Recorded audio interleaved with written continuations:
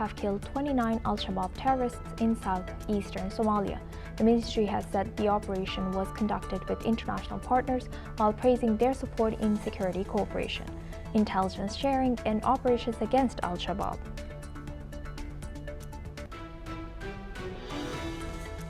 According to the Chinese Foreign Ministry, China's Foreign Minister Wang Yi has criticized Japan and pressed South Korea to back Beijing's One China policy position on Taiwan during a phone call with South Korean Foreign Minister Cho Hyun ahead of a presidential summit. Official statements from China's Taiwan Affairs Office, Beijing has condemned Taiwan leader William Lai's New Year's Day speech as full of lies and malice after he vowed to strengthen Taiwan's defenses just days after PLA live fire drills around the island. According to the Israeli military, Israeli forces have killed a 26-year-old Palestinian identified as Khattab al-Sarhan during an early morning operation in the occupied West Bank. After opening fire on people accused of throwing stones at soldiers, the Israeli military said the stone throwing was part of an ambush. A member of Iran's security forces was killed during protests that have swept across the country since last week, local media has reported. The United States has carried out strikes against 3 vessels in international waters that were suspected of trafficking narcotics. According to the U.S. Southern Command, the vessels were traveling as a convoy. Chinese rocket maker Landspace is seeking to raise about $1 billion in Shanghai Star Market IPO after its listing application was fast-tracked and accepted by the Shanghai Stock Exchange. Landspace's IPO comes as Beijing pushes aerospace as a strategic priority.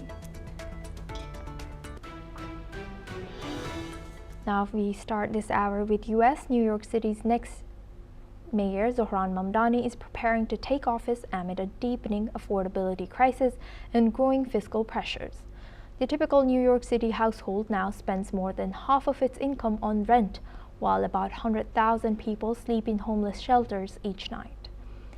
Median rents in Manhattan have climbed above $5,400 a month, and 1.4 million residents, roughly 15% of the population, are food insecure. Childcare costs are among the highest in the nation, with a family needing to earn more than $330,000 a year to afford care for a toddler. Mamdani won the most votes of any New York City mayor in 60 years, campaigning on working-class issues and pledging a rent freeze on early $1 million rent, stabilized apartments, expanded affordable housing, free childcare for children under 5, and fare-free city buses. But his progressive agenda faces significant obstacles. The city is heading towards a $6.5 billion budget gap by 2027. Job growth is slowing, and many non-profit housing providers say they're already struggling to cover rising costs. Mamdani also needs state approval to raise taxes on wealthy residents and corporations to fund his plans. Complicating matters further is a challenging federal environment. Republicans in Washington are cutting funding for programs like Medicaid and SNAP, and the Trump administration is withholding $18 billion in federal transit funding for New York City projects.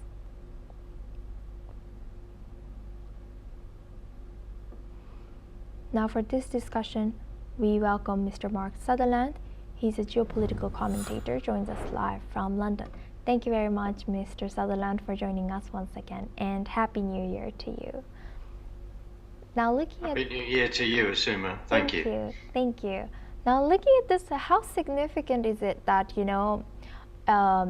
Africa-born and also South India-related Mamdani has won this, to become the mayor? Well, it's extremely significant, and if I may say, as I'm here in the UK, then commenting on the great city of New York, a city that I do know and love and have dear friends there. It is very, very significant because Mr. Mamdani, what are your American roots? What are your understanding of the Constitution of America? What are your understanding of its history? What are your understanding of how and who then built New York is one of my many questions that I have. But reflecting on this, as we also have huge issues in London, hearing anyone that is homeless is extremely sad and needs to be dealt with. But the thing is when you come in with a socialist mindset, that's your biggest challenge for a start, because as we are finding over here, which is why the UK economy is an absolute disaster, is that if you keep taxing people until you squeeze their pips so tightly that they've got nothing left to give, then you've got no room for growth. At the end of the day, you tax people, you take money out of people's pockets where they can't spend it on that building. And in the end, you then see a socialization of that, of actually telling people where they can actually spend their money and sell their building. They've got to sell their building to these particular individuals instead of empowering that for themselves, which of course that's why people are saying this is extremely unconstitutional. And just finally, Suman, it's always a challenge within a big city, as you are seeing, as people are saying, I have to accept the facts that you've read out on face value because I haven't seen those facts, and there are lots of figures to go over, particularly in New York and other cities. But we have to take that on face value. Of course, things at times are expensive within cities. There is a demand. Many people want to go there because they see the opportunities for jobs and work. But at the end of the day, having a good, vibrant economy, and New York has always been known for that, even though it's had its moments, particularly in regard to crime, etc. But this is why it's challenging. It needs a vibrant economy. And I would say to you and say to others, how you get that balance where you want free transport this, free transport for that, but how do you actually then pay for that, and how do you then balance? But more importantly, how then do you balance of what is the true American way and what it stands for? And it needs people to then contribute instead of putting a hand out that says give to me. So getting all of this balance is extremely difficult. However, just finally, when you then you have pitched your political position of all these free handouts, you have then got to deliver. And Mr. Mamdani is about to find out how extremely difficult that will be. Yes, thank you for highlighting that. We will be eyeing that, Mr. Sutherland. Please stay with us as we come back to you for a later discussion as well. Now, moving on to our next news, Chief Justice John Roberts has called on Americans to uphold faith in the Constitution and the independence of the judiciary, releasing a history-focused annual report as the nation approaches its 250th anniversary. Without naming President Donald Trump, Roberts has emphasized the courts as a counter-majoritarian check designed to operate free from political pressure. The report comes amid ongoing clashes between federal courts and the Trump administration, which has criticized judges who blocked its policies while avoiding modern controversies. Roberts has pointed to the 1804 impeachment of Justice Samuel Chase as a warning against removing judges over disagreements with their rulings. Roberts has reiterated that impeachment is not an appropriate response to judicial decisions, closing by urging unity and constitutional respect amid today's partisan divisions. Now, for this discussion, we welcome Mr. Raymond Vickery. He's an international affairs expert, joins us live, and a former U.S. Assistant Secretary of Commerce, joins us live from Washington, D.C. Thank you very much, Mr. Vickery, for joining us, and Happy New Year to you. Now, looking at this, how significant is this report, and also the fact that it hasn't directly mentioned current U.S. President Trump, and also what will be the impact of this report? Well, thanks very much for having me, Asuma, and Happy New Year to you and your viewers. It is absolutely true what the Chief Justice has written in this report, that you must have an independent judiciary to have a check on the tyranny of the majority. If you're going to have human rights, rights to free speech, to assembly, to petition, you can't have those rights simply decided by a majority of voters. Democracy requires a rule of law. So that much of the report is absolutely true. However, the question really before the court is whether they're going to rein in President Donald Trump, who has acted in a lawless fashion in many cases, and has called for impeachment of judges who do not agree with him. It's quite proper for Chief Justice Roberts not to mention directly Donald Trump in his report and to provide it as the background document. However, the court is faced with that issue of reining in the president, the separation of powers, the rights for the judiciary to act as a check and a balance on the president in the tariff cases which are coming up. The president has founded much of his policy on tariffs and has caused turmoil throughout not only the United States in terms of inflation and the domestic economy, but the world economy and, by extension, the strategic relationships between great countries such as India, democracies in Western Europe, Japan, simply because he has resorted to these tariffs. So that is going to be where the rubber meets the road, and not in terms of what the historic perspective is. I must say that while Chief Justice Roberts is a fine and man who has very high ethical standards, the prospects for reining in are very mixed. He has written the opinion of the court giving immunity to President Trump and other presidents for acts within their purview as president. He has voted to gut the civil rights law. He has voted in favor of unchecked money in terms of politics in the Citizens United case. On the other hand, he did stand up for Obamacare and save that. And he has the instincts which are set forth in this report. This report is really an annual exercise of the Chief Justice for the opening of the court each year. So it is not an extraordinary kind of document, but it remains to be seen whether or not there is going to be the follow-through in restoring the historic checks and balances of the judiciary and the legislature in regard to the president. And that is something which will be monumental in terms of the history of the United States, and it will come back down in this new year. Right.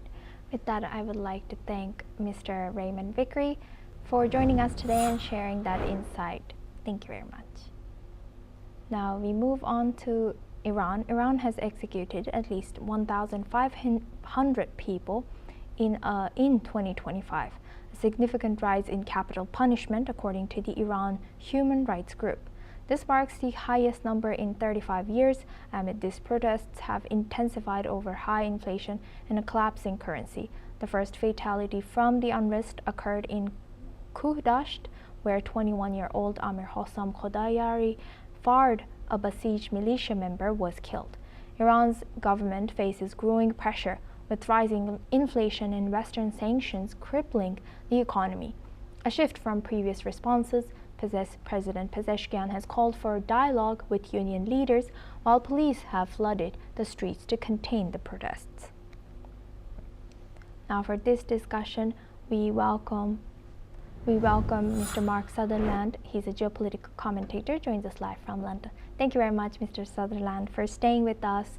Now, looking at this, even looking back at protests and how they were contained in Iran, now that Iran's government is asking the protest leaders to come for a dialogue or have a dialogue with them, what can we expect from this dialogue? And also knowing that in past the dialogues with protest leaders haven't really made a significant difference.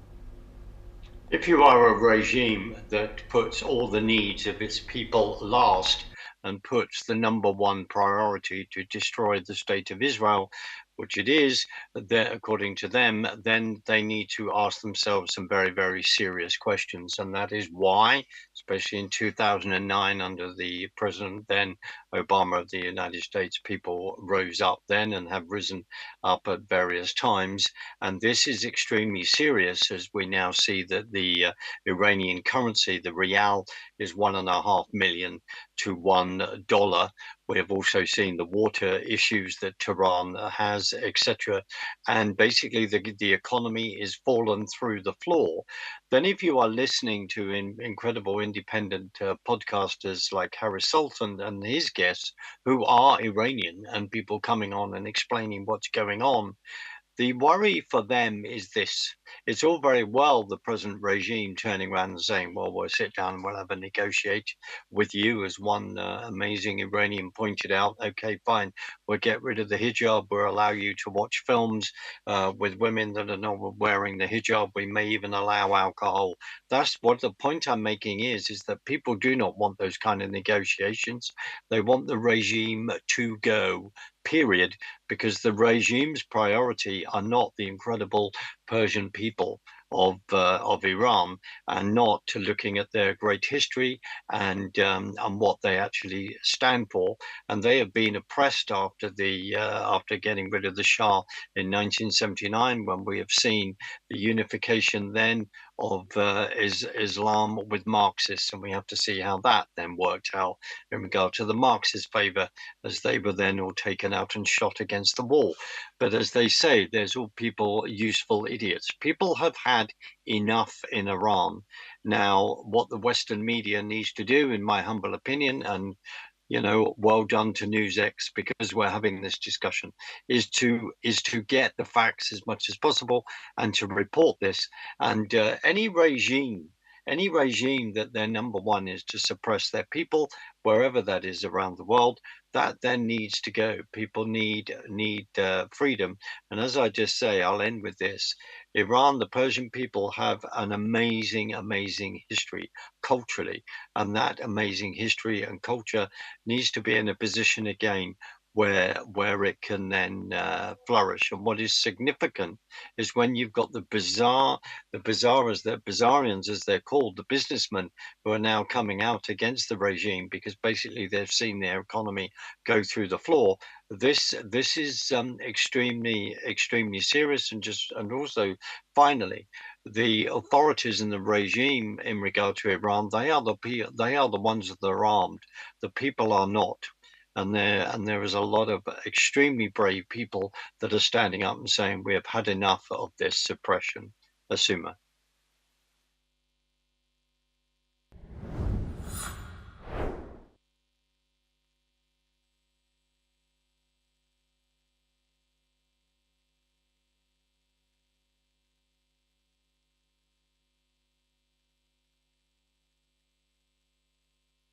Place for more than 3 decades, even as bilateral ties remain strained. The exchange took place on January 1st of this year under a 1988 bilateral agreement that prohibits both countries from attacking each other's nuclear facilities. The pact, which came into force in 1991, requires the annual sharing of information on nuclear installations on the first day of every year. Pakistan's Foreign Office has said that list of nuclear installations was handed to a representative of the Indian High Commission in Islamabad through a diplomatic channel. India simultaneously shared a similar list with Pakistani officials in New Delhi. Both sides have also exchanged a list of prisoners under a consular access agreement signed in 2008.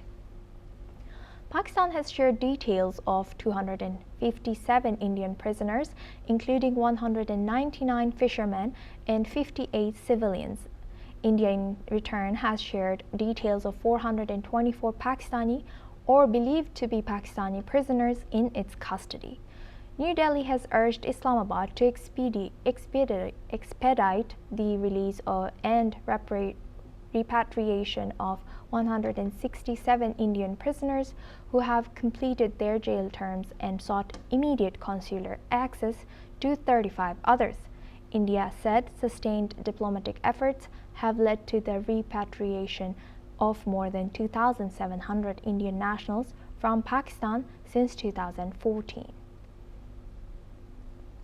Now for this discussion, we welcome Mr. A.K. Sivachi. He's a geostrategic expert, joins us live from New Delhi.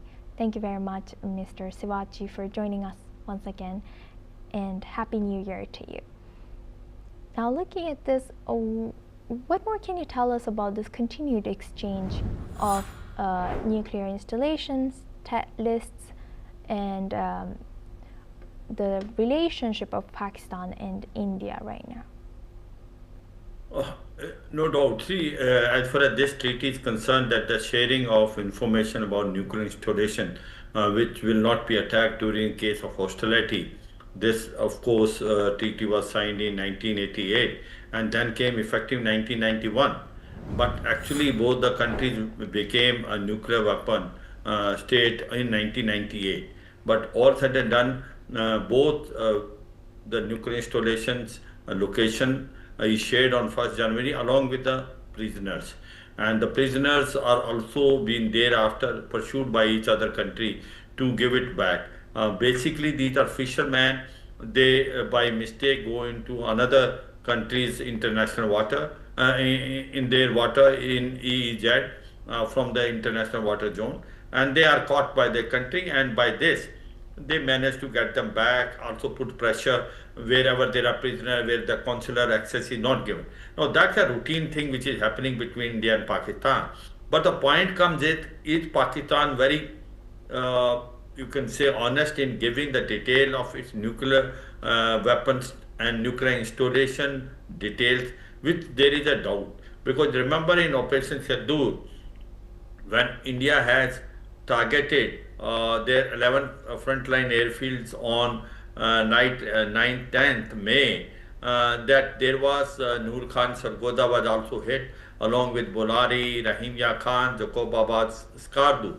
But in Kirana Hills, they were saying that there were some sort of bomb which had landed there, which India said no, we have not attacked Kirana Hill in any way.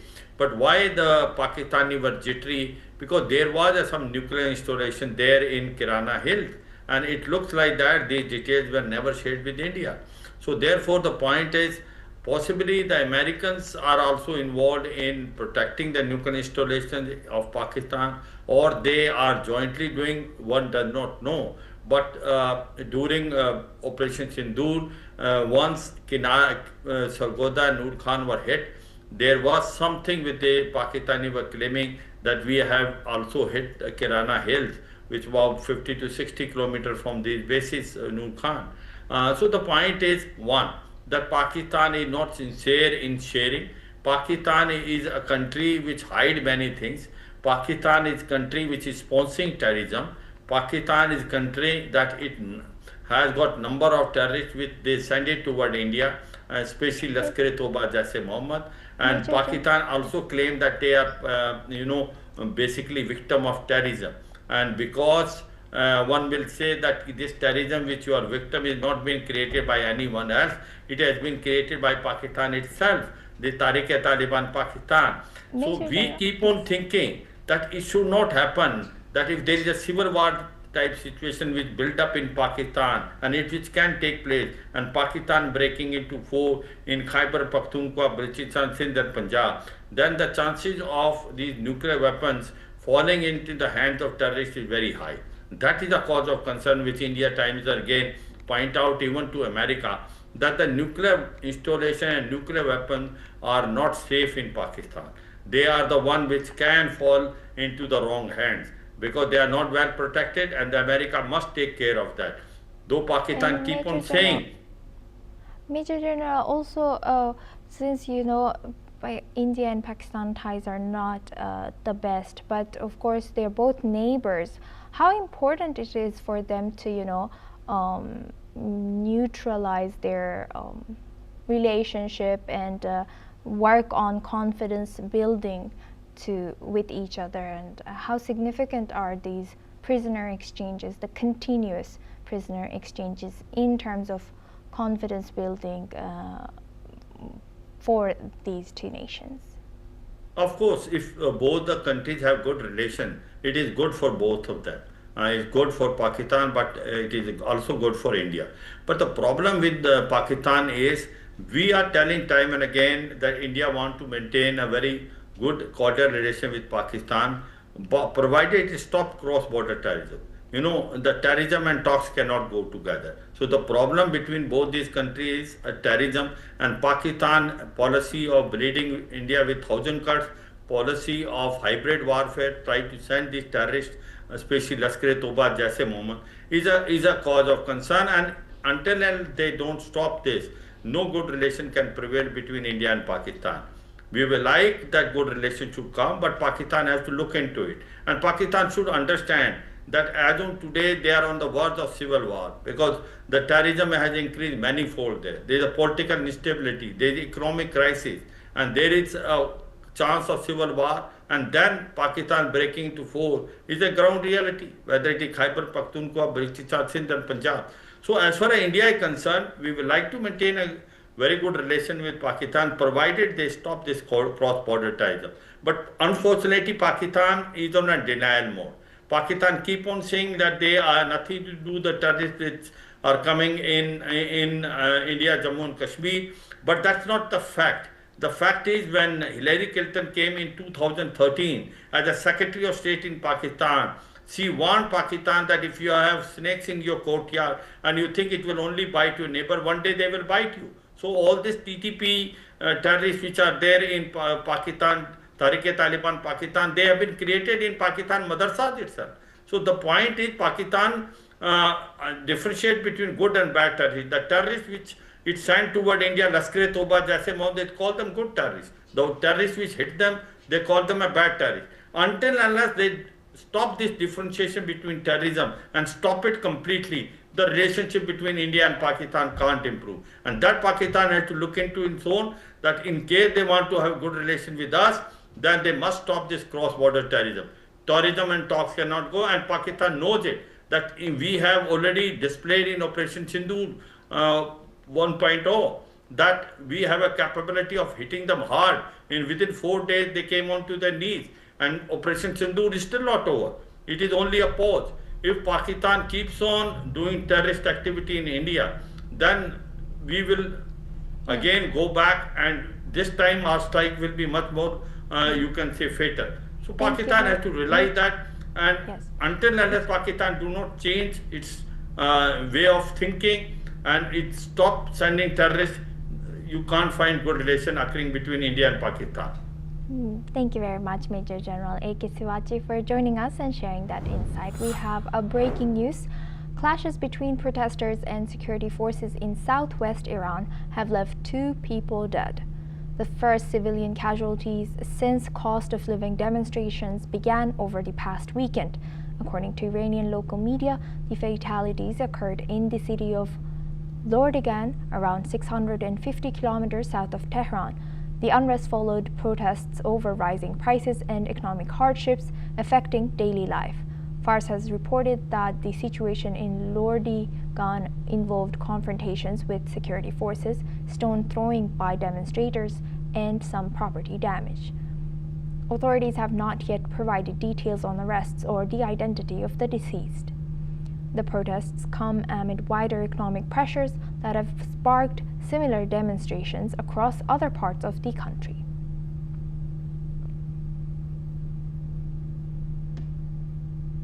That's all we have time for. Keep watching NewsX World for more news updates from around the world.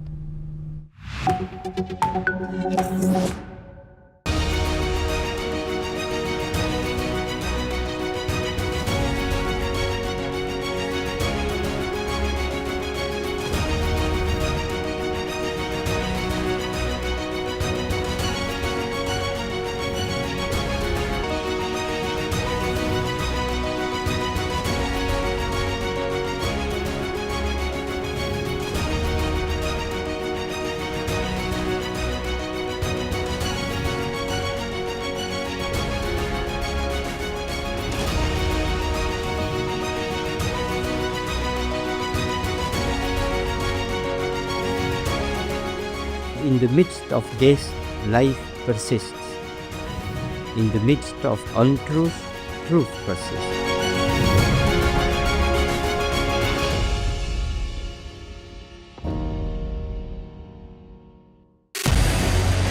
What we can do as the Interparliamentary Union to strengthen democracy, to promote human rights, to ensure that humanitarian law is respected.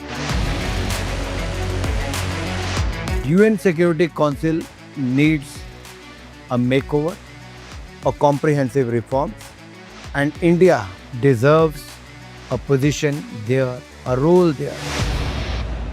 Prime Minister Modi during Operation Sindoor made it amply clear that war has never been India's choice.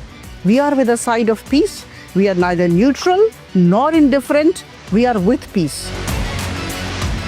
We would have dealt with the US a whole lot on trade and those kinds of things, and that's not as certain these days. So we have to go back and look at our European partners, our Asian partners. An opportunity to exchange, to have a dialogue, to have a debate on a different perspective on finding the solution of the conflict. First thing that is important to have a common ground, and that we do have with humanitarian laws and human rights, but also to say, okay, what does it mean for us as a country to act on these laws, and how can we work together? When we realize that there's something wrong with democracy, the institutions and policies, values come together and we take stock, and it's possible then to improve and chart a new course for democracy. It's the people's right to self-determination, and if they want to be independent, they should be independent. We will not start a war against Greenland.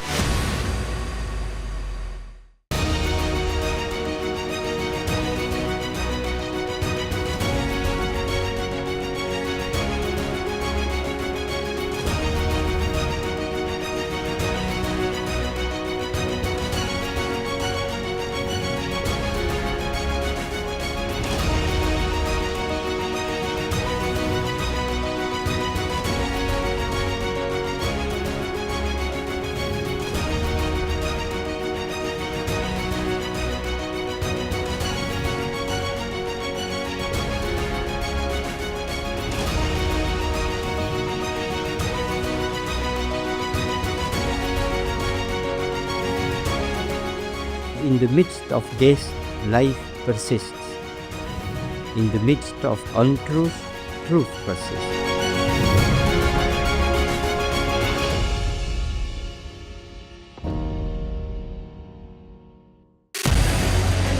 What we can do as the Interparliamentary Union to strengthen democracy, to promote human rights, to ensure that humanitarian law is respected.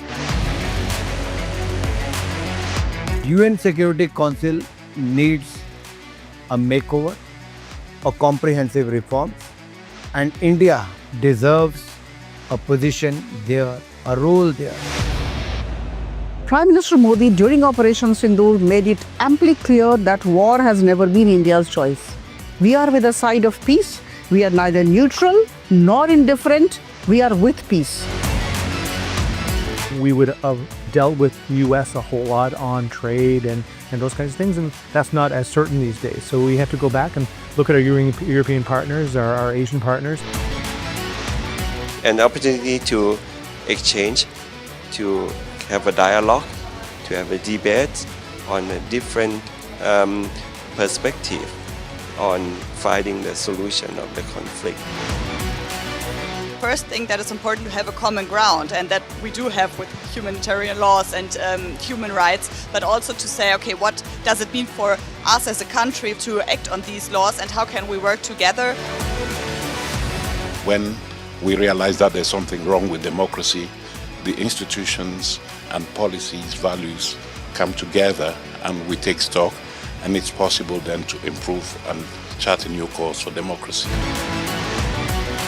It's the people's right to self-determination, and if they want to be independent, they should be independent. We will not start a war against Greenland.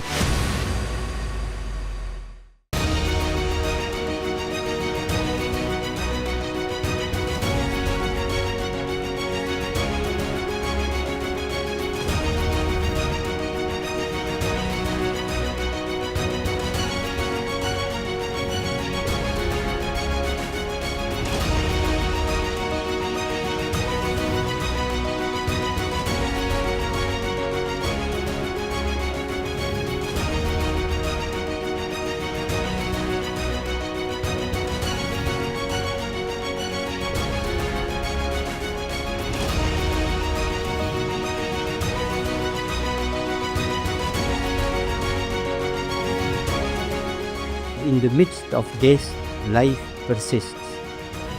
In the midst of untruth, truth persists.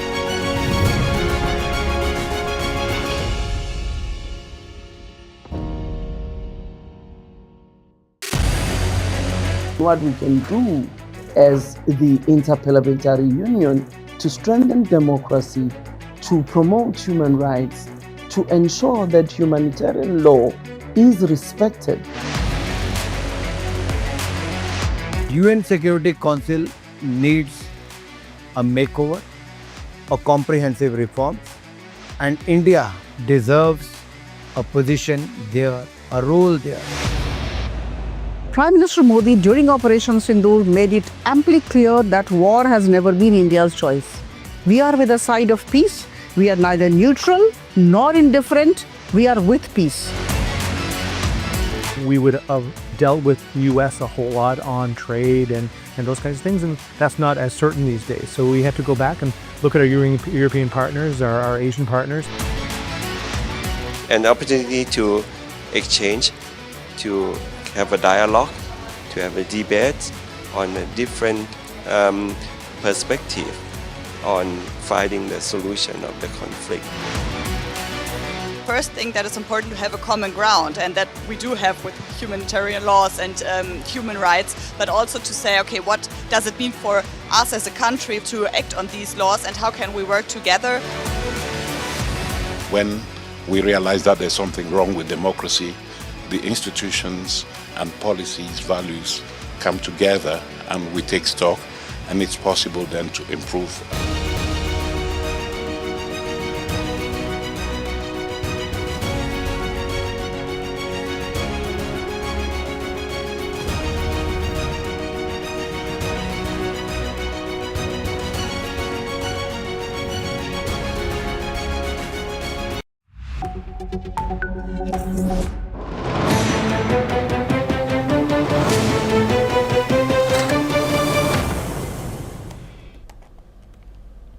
Welcome back to News 6 World. I'm Asuma Katauka and you're watching Focal Length, where we get you a briefing on topics from across the world.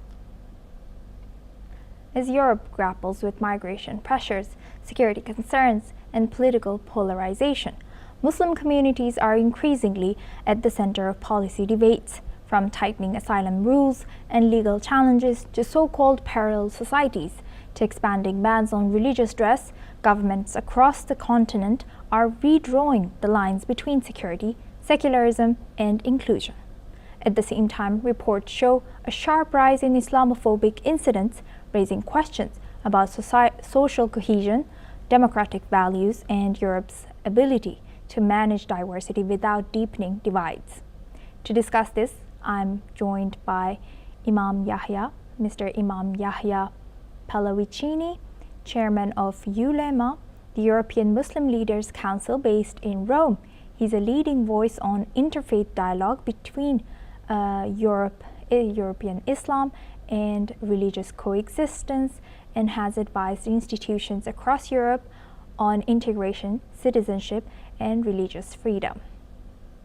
Thank you very much, Mr. Imam Pallavicini, for joining us on News X World. Thank you very much. I hope I'm pronouncing your name correctly. Is that right, Pallavicini? Perfect, yes. Perfect? Yahya Pallavicini, yes. Yahya Pallavicini. Okay, thank you very much. And welcome to Focal Length. Let's start with my first question. That is, European asylum policy is tightening fast. The EU has just classified countries like Bangladesh and Morocco as safe, reducing protected pathways for many migrants, including Muslims. Could this policy shift be feeding a broader narrative that Muslim migration is a crisis rather than a humanitarian issue?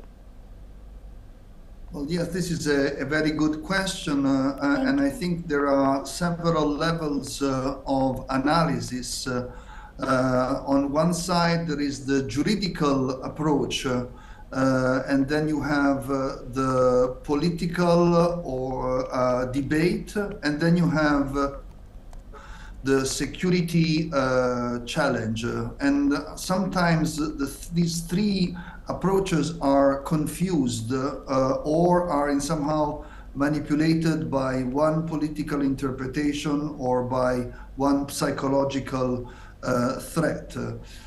So I think the principle is that Europe is a place where politically and culturally and juridically it is open for all citizens, either as visitors or as migrants in search for study or labor, so professional reasons.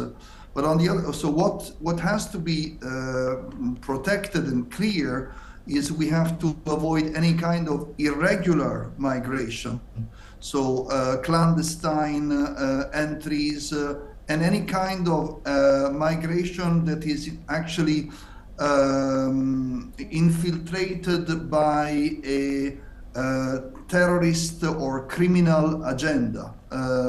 So once that this is clear, then I think the debate is more open to understand how to manage migrants that are regular migrants that can come from several regions of the world and that can have different cultural and religious identities, but none of these religious or cultural identities or reasons or goals to change their life in Europe should be a reason for any kind of discrimination, because criminality has been cleared, irregular migration has been cleared, and any kind of misinterpretation of religion as jihadist movements or political radical extremism has nothing to do with regular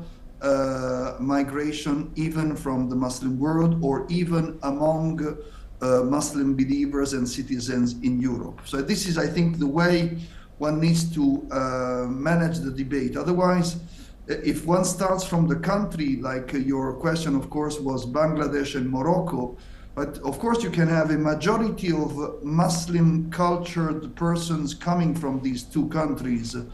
But nevertheless, there are wonderful citizens in Bangladesh and in Morocco that can be of other religious identities or of other cultural backgrounds or with other professional skills.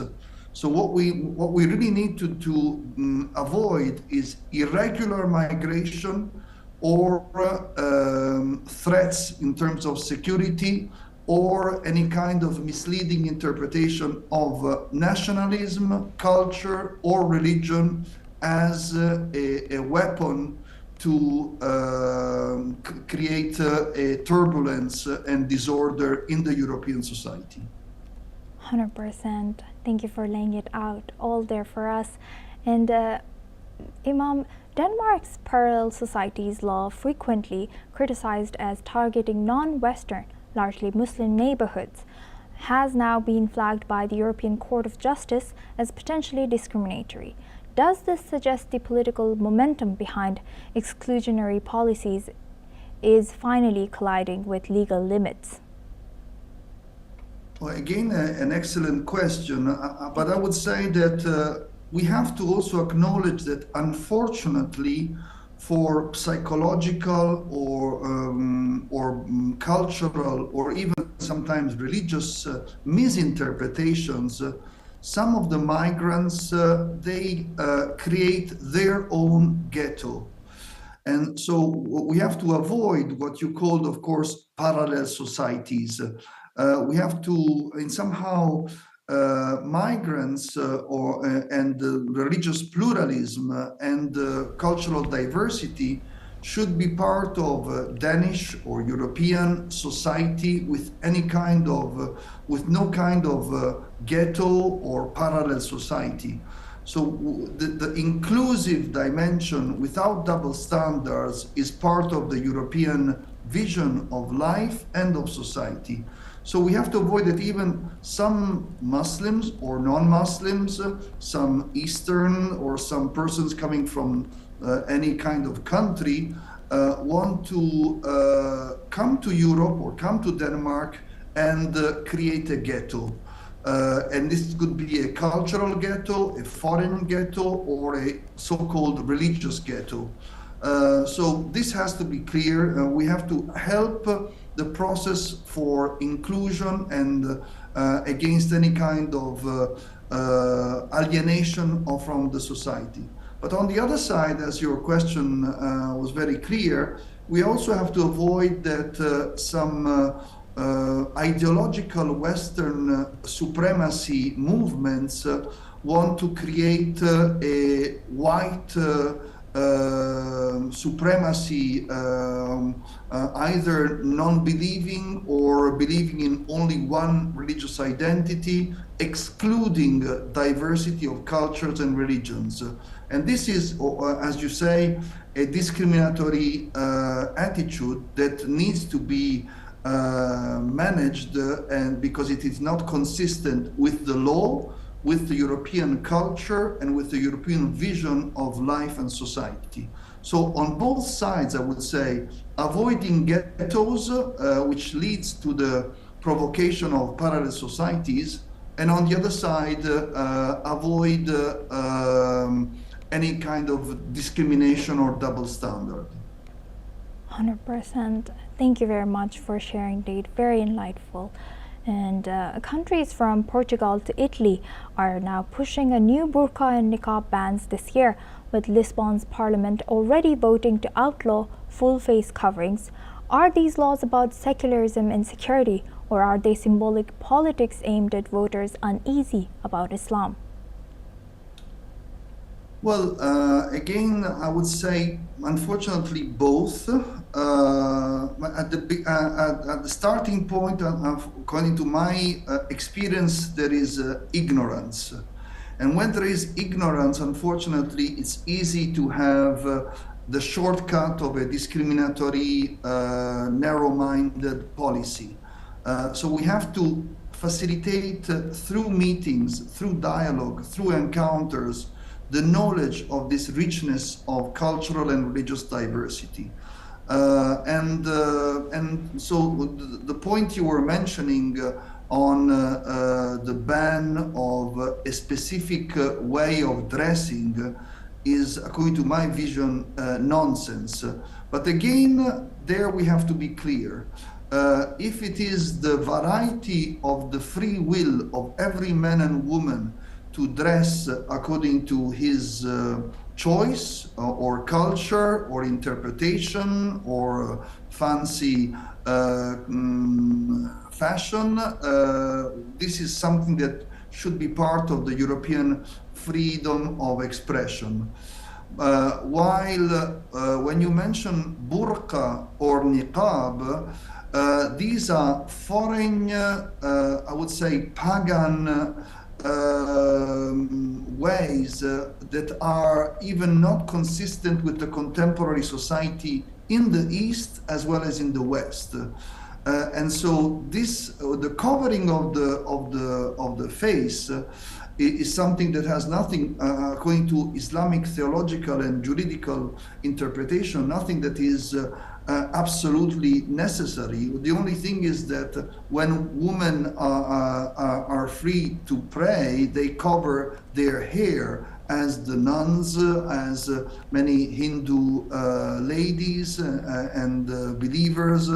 So the question of covering the face is something that is going to pre-Islamic situations in Afghanistan, so it has nothing to do with Islam and has nothing to do with this contemporary society. And so I think that we should clarify the debate, avoiding to confuse, for instance, the veil, hijab, for Muslims or for nuns or for, as I mentioned, Hindu ladies, which has no problem if of course it is weared as a free choice and with the knowledge of its symbolism according to the religious teachings of wisdom, and has nothing to do with the shared and the common dignity of men and women in Hinduism, in Christianity, and in Islam.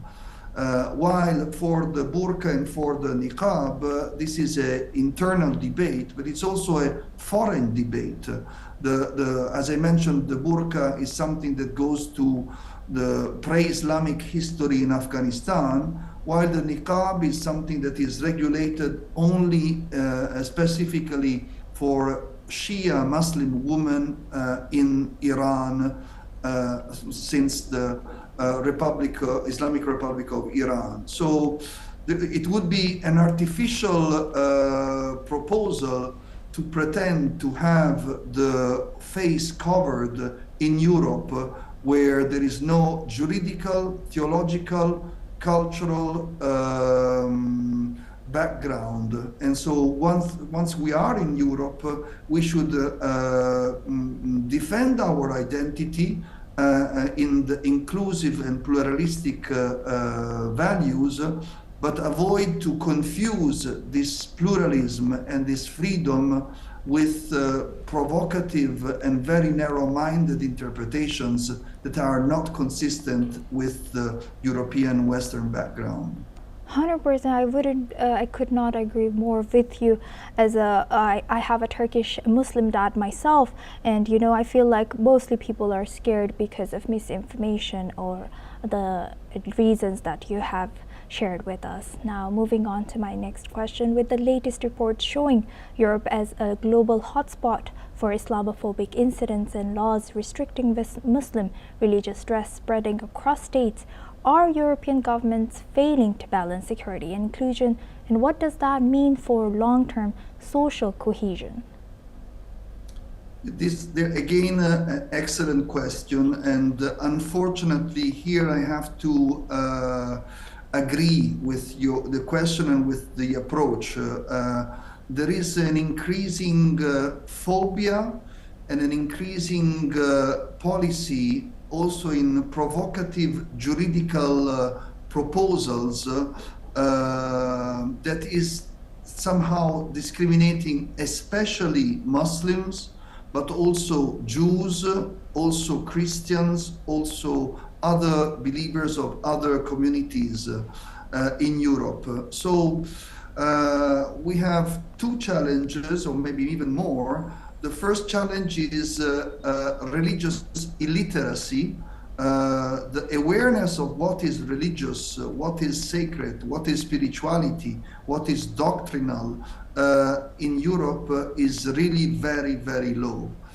And this ignorance is unfortunately increasing with other kind of provocative ideological interpretations by some politicians that seem to have quite a success in trying to stigmatize, demonize, criticize, emphasize a problematic interpretation of some minorities, some cultural migrant Asian, African person, or some minority of religion, which could be Jews, as it was unfortunately in the past, and now seems to be a wider, I would say, minority, such as the Muslims.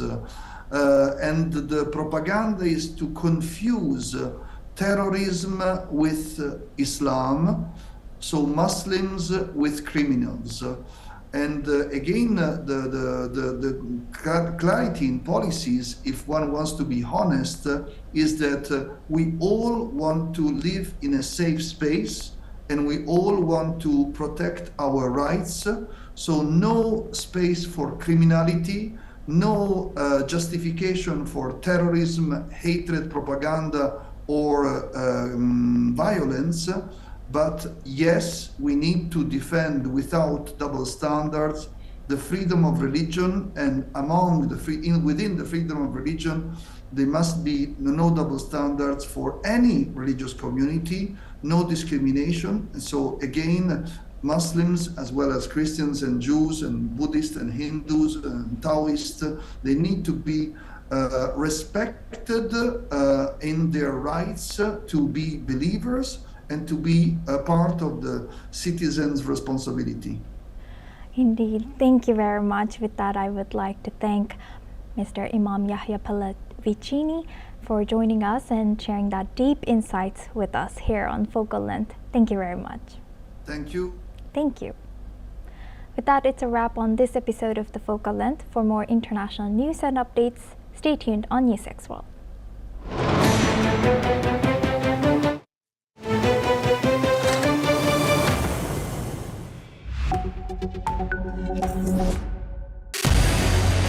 What we can do as the Interparliamentary Union to strengthen democracy, to promote human rights, to ensure that humanitarian law is respected.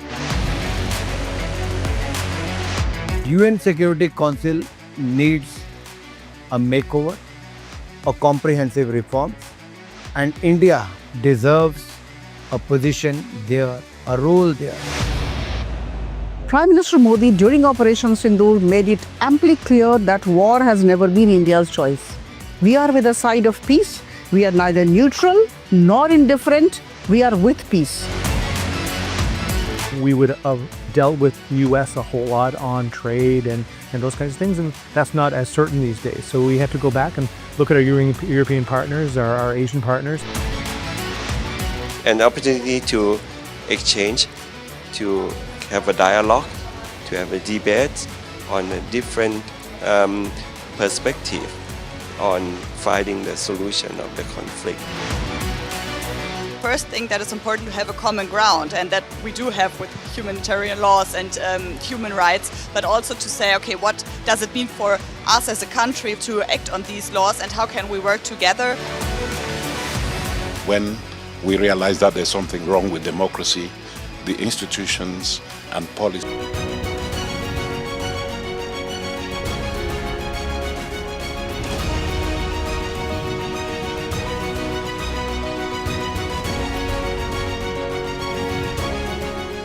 In the midst of this, life persists. In the midst of untruth, truth persists.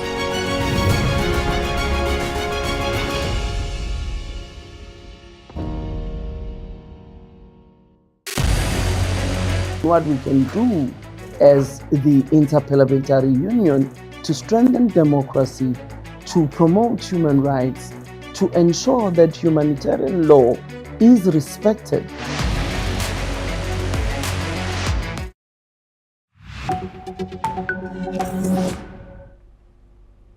Hello and welcome. I'm Asuma Katauka and you're watching the World Report on NewsX World. Let's take a look at the top headlines of this hour. According to Russian-installed Governor Vladimir Saldo, at least 24 people were killed and 29 injured after 3 Ukrainian drones struck a hotel and cafe during New Year celebrations in the coastal village of Korli in Russia, claimed Kherson. However, Ukraine has not commented for now.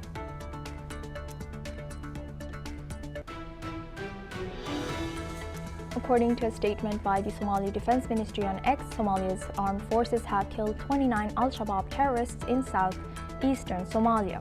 The ministry said the operation was conducted with international partners while praising their support in security cooperation, intelligence sharing, and operations against Al-Shabaab.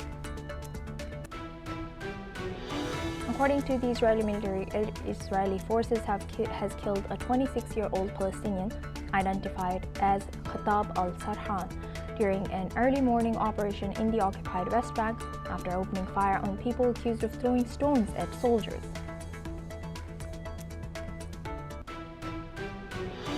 According to the Chinese Foreign Ministry, China's Foreign Minister Wang Yi has criticized Japan and pressed South Korea to back Beijing's one China position on Taiwan during a phone call with South Korean Foreign Minister Cho Hyun ahead of a presidential summit. Official statements from China's Taiwan Affairs Office, Beijing has condemned Taiwan leader William Lai's New Year's Day speech as full of lies and malice after he vowed to strengthen Taiwan's defenses just days after PLA live-fire drills around the island. A member of Iran's security forces was killed during protests that have swept across the country since last week, local media reported. Chinese rocket maker Landspace is seeking to raise about $1 billion in Shanghai Star Market IPO after its listing application was fast-tracked and accepted by the Shanghai Stock Exchange. Landspace IPO comes as Beijing pushes aerospace as a strategic priority. Nigerian authorities said British boxer and Olympic gold medalist Anthony Joshua has been discharged from a Lagos hospital after being involved in a road crash near Lagos that killed two of his close associates. Local reports suggest that he was released late Wednesday and will continue recovering at home. Now we move on and we start from Ukraine and Russia. Russia has said that it has extracted and decoded a file from Ukrainian drone downed earlier this week, claiming it targeted a Russian presidential residence. Moscow has accused Kyiv of trying to strike President Vladimir Putin's residence in the Novgorod region with 91 long-range drones. Russia said the information would be shared with the United States and could influence ongoing peace talks. Ukraine and Western countries have disputed the claim, with U.S. officials reportedly finding no evidence the drone targeted Putin's residence. Kyiv has called the allegation disinformation, aimed at driving a wedge between Ukraine and Washington after a recent meeting between Trump and President Zelensky. Now for this discussion, we welcome Professor Andrew Latham. He's an international affairs expert, joins us live from Minneapolis. Thank you very much, Professor, for joining us, and Happy New Year to you. Now, looking at this, what do you think, what are we to make of, contradicting reports, and if Russia does prove, what comes next?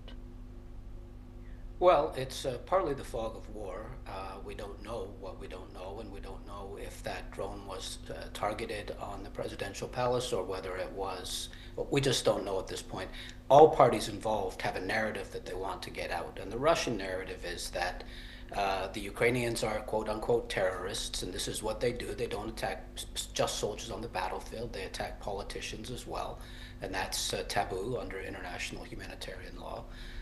They're trying to, Putin is trying to buy time. This allows him to harden his position at the negotiating table, which buys him more time, which gives his troops on the ground the time they need to make the slow but inexorable progress that they're making on the battlefield. So that serves his purpose, and of course the reverse is also true for President Zelensky and the White House in the United States. There's a disincentive to go along with this narrative, and the counter narrative is that we didn't do anything wrong. That we the Ukrainians weren't targeting President Putin's home.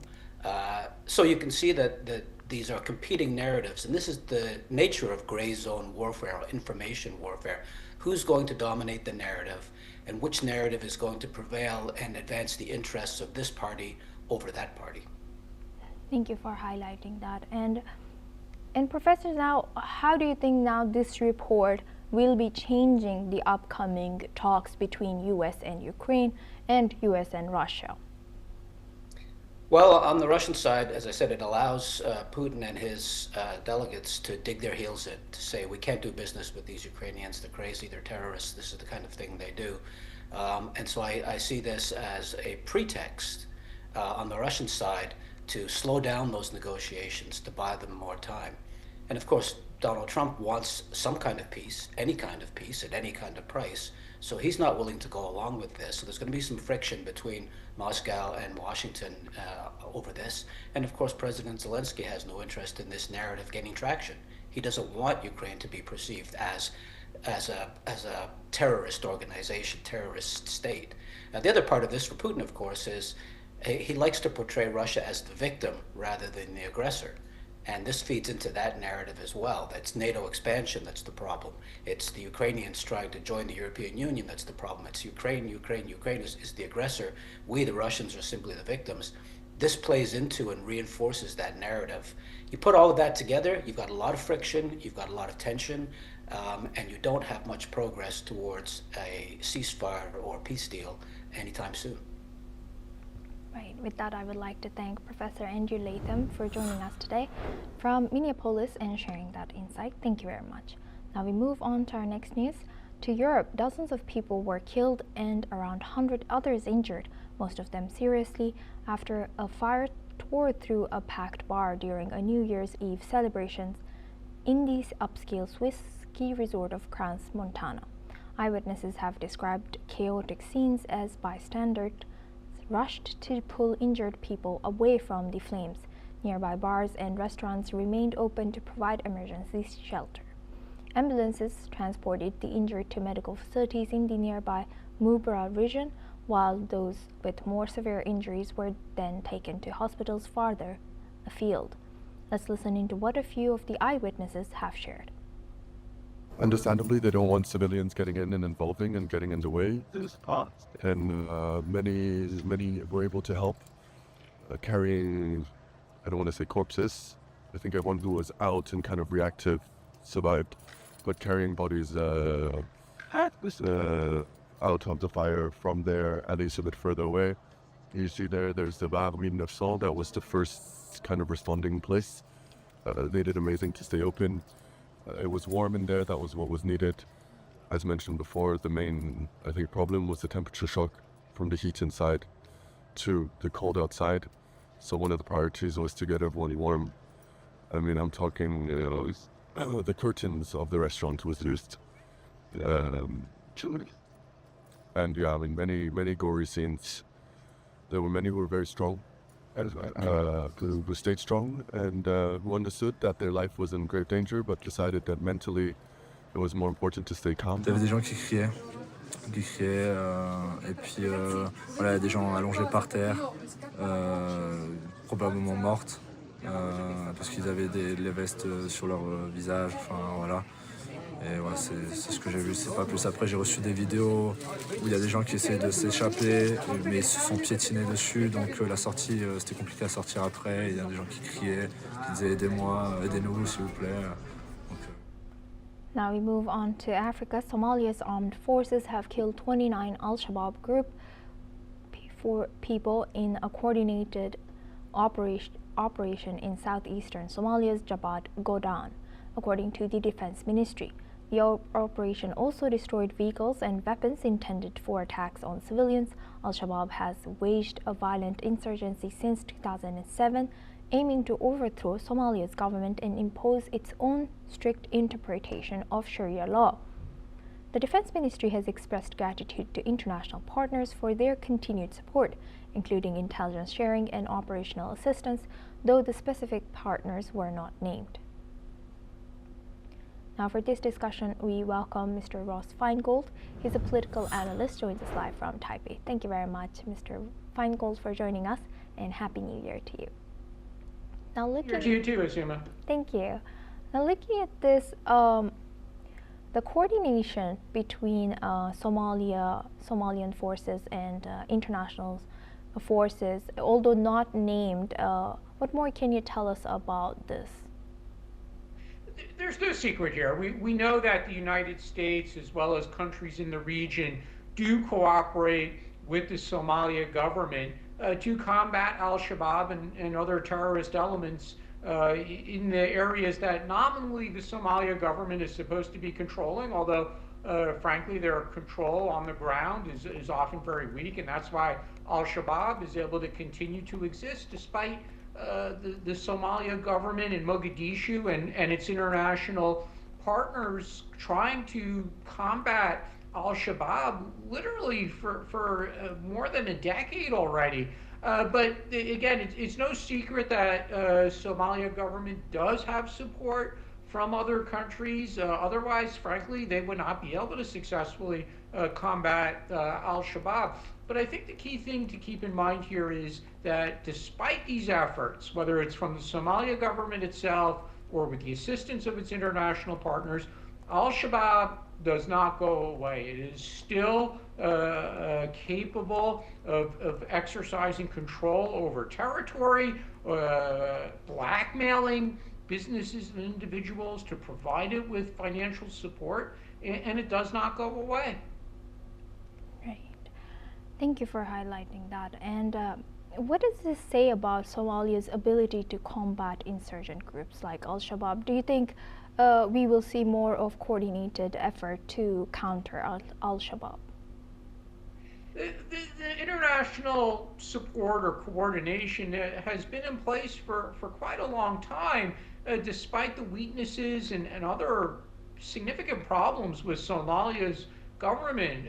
But the other countries that support Somalia's government in this effort, whether it's the United States or the Gulf countries, they have no choice. The other option would be to do nothing, not provide the support, and watch as al-Shabaab continues to take territory, continues to improve its warfighting capability, and potentially even invade Mogadishu and overthrow the government. So other countries have no choice. Even the United States under President Trump, and we all know President Trump's reluctance to get involved on the ground in other countries, which is a different discussion from things like what President Trump is ordering with regard to Venezuela at the moment. But the United States, even under President Trump, remains deeply involved in supporting anti-terrorism efforts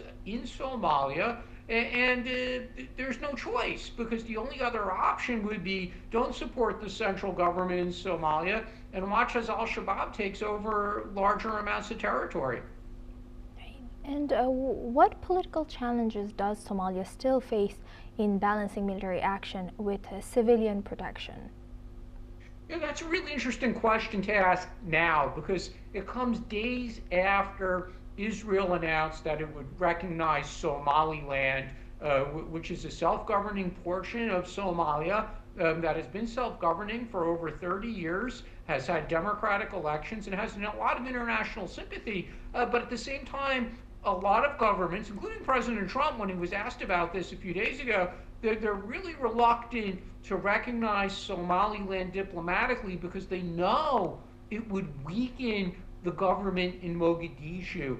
And if the government in Mogadishu is weakened, it really would result in significant territorial gains by al-Shabaab, which is not a result that the international community wants, whether that's the United States, the Gulf countries, or other countries nearby in Africa. So the problems of Somalia, which have been going on now for decades, it won't go away, but the key thing here at the moment is a number of countries, including the United States, they remain committed to supporting the central government in Mogadishu.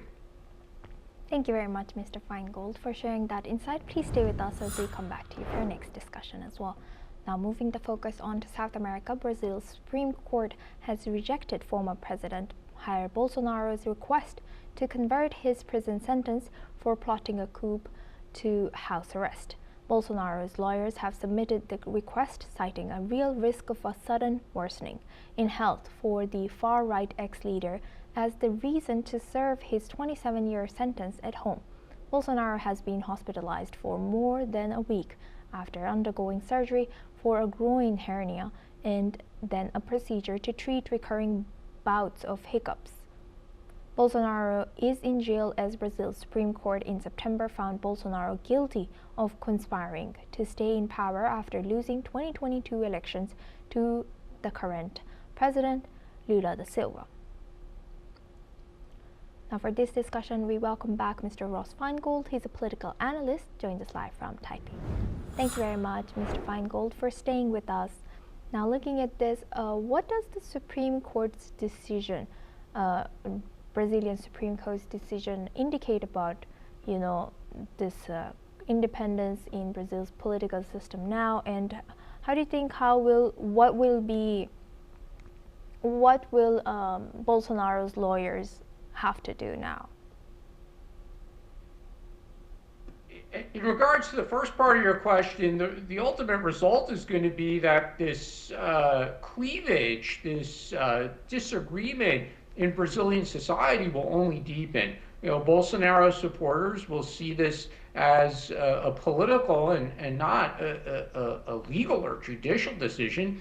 They will see it as a political persecution of Bolsonaro. And Lula, the incumbent president's supporters, will see this as the appropriate decision because of their dislike for Bolsonaro. So that deep disagreement in Brazilian society will not change, and it will only worsen as a result of this decision.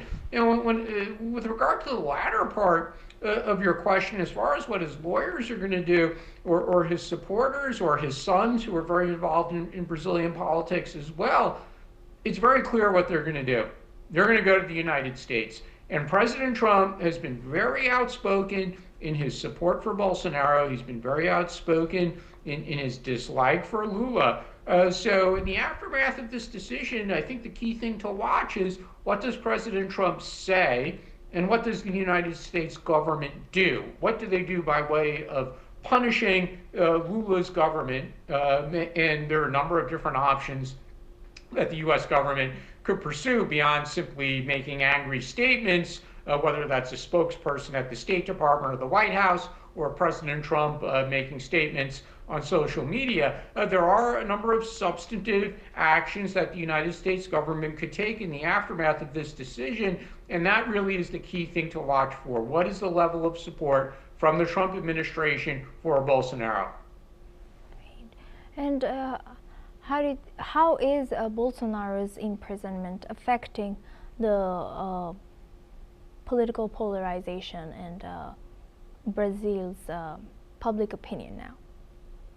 You used the key word, polarization, and that's the situation in Brazil. And they have a presidential election scheduled for later this year. It's scheduled for October 2026. And Lula initially said he wouldn't seek re-election. Now he's saying, or he's previously said, that he changed his mind. He will seek re-election, and this polarization in Brazilian society is going to deepen. That is very, very clear. And unfortunately, they have an extended period where this cleavage, this polarization will deepen. From today, it's January 1st, all the way up to the presidential election. Whoever wins, the losing side will claim fraud, or they'll claim it was unfair. Their supporters will take to the streets possibly.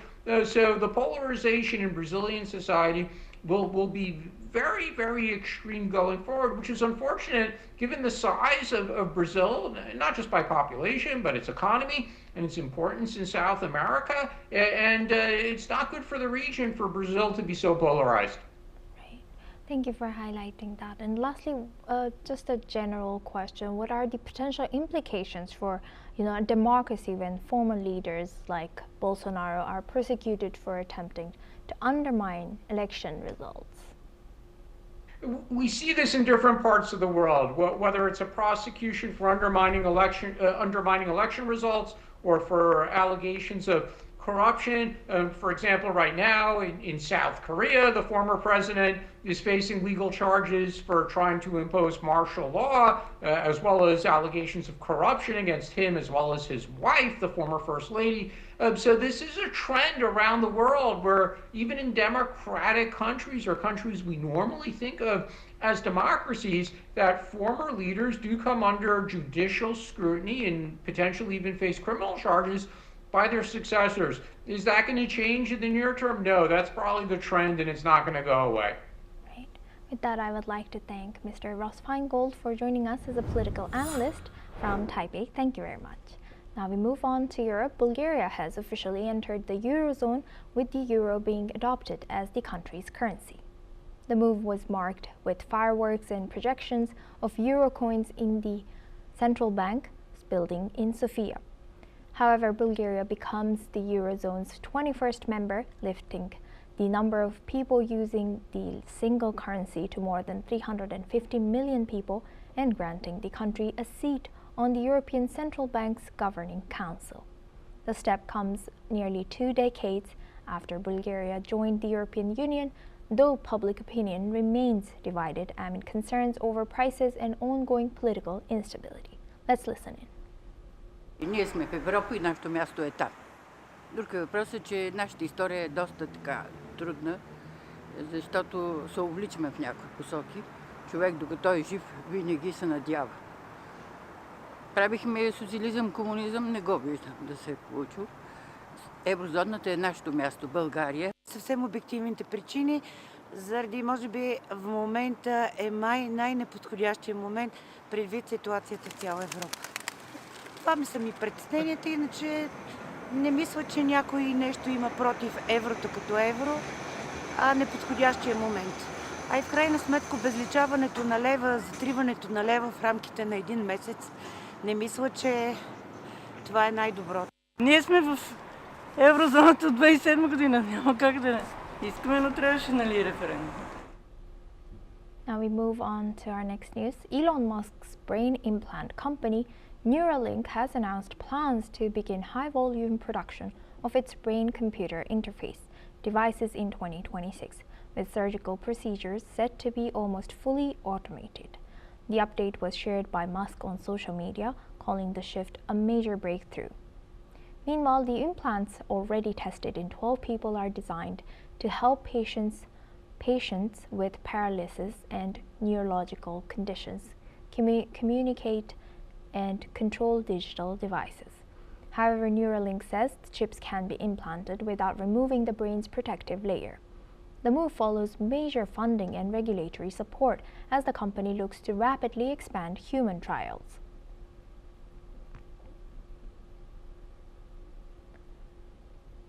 That's all we have time for. Keep watching NewsX World for more news updates from around the world.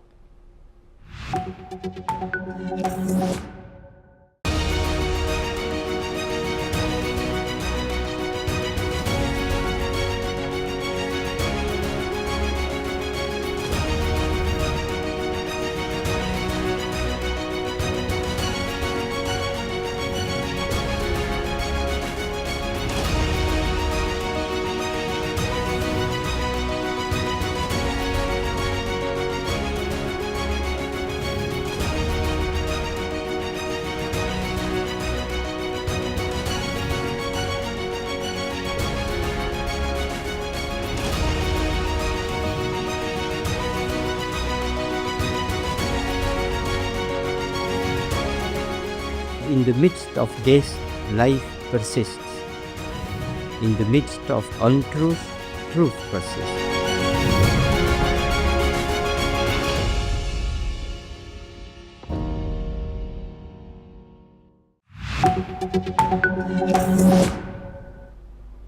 Hello and welcome. I'm Sima Katauka and you're watching the World Report on NewsX World. Let's take a look at the top headlines of this hour.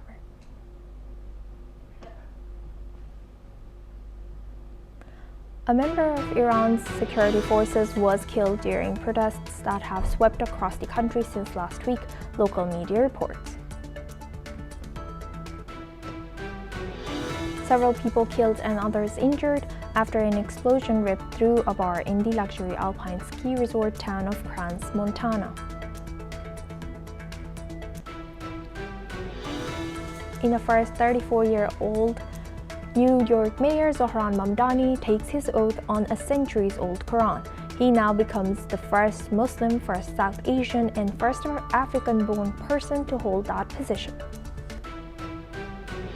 Australia has removed tariffs from all Indian exports to the country, implementing the agreements reached under the Australia-India Economic Cooperation and Trade Agreement signed 3 years ago.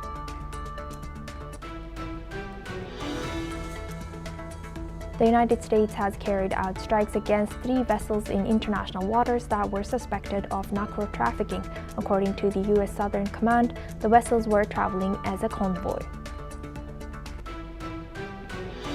U.S. President Donald Trump has announced the withdrawal of National Guard troops from Portland, Chicago, and Los Angeles, hints at stronger comeback in the future.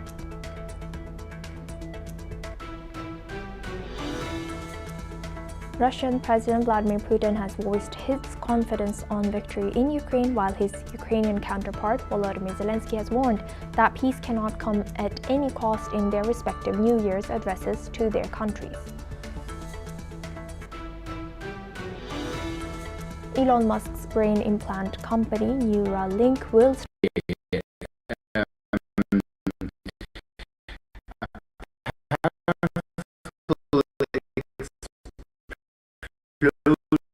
ripped through Le Constellation, a popular late-night bar and nightclub in the luxury Swiss ski resort of Confronts, Montana. The blast triggered an intense and rapidly spreading fire, and at the moment when the venue is packed with New Year's Eve's revelers, because they were celebrating the passage to the new year, many people were caught inside the smoke, heat, and structural damage that created chaos.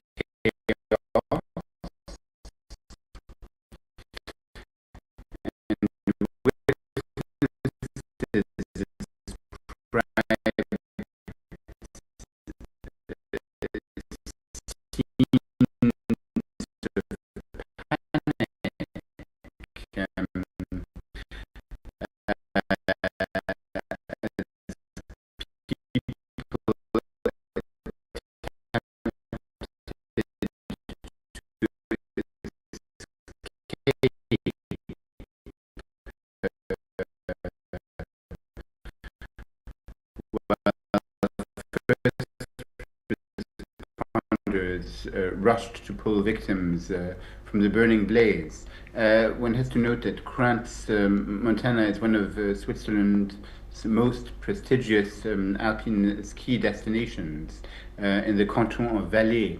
And one has to remember quite a while back there was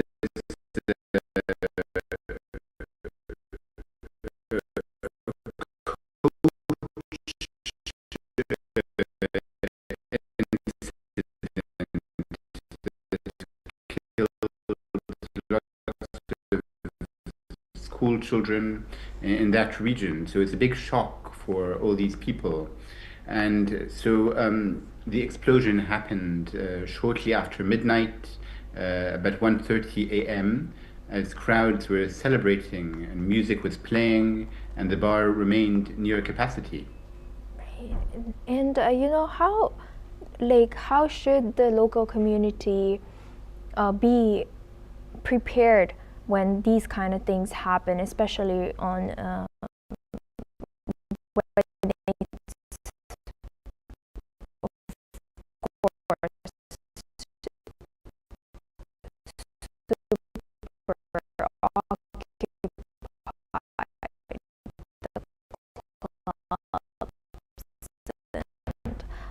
such places?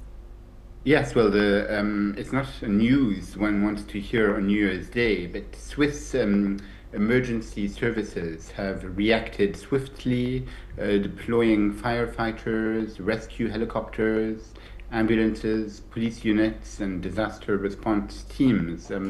The area surrounding the bar has been sealed off and a no-fly zone is in place to protect operations, air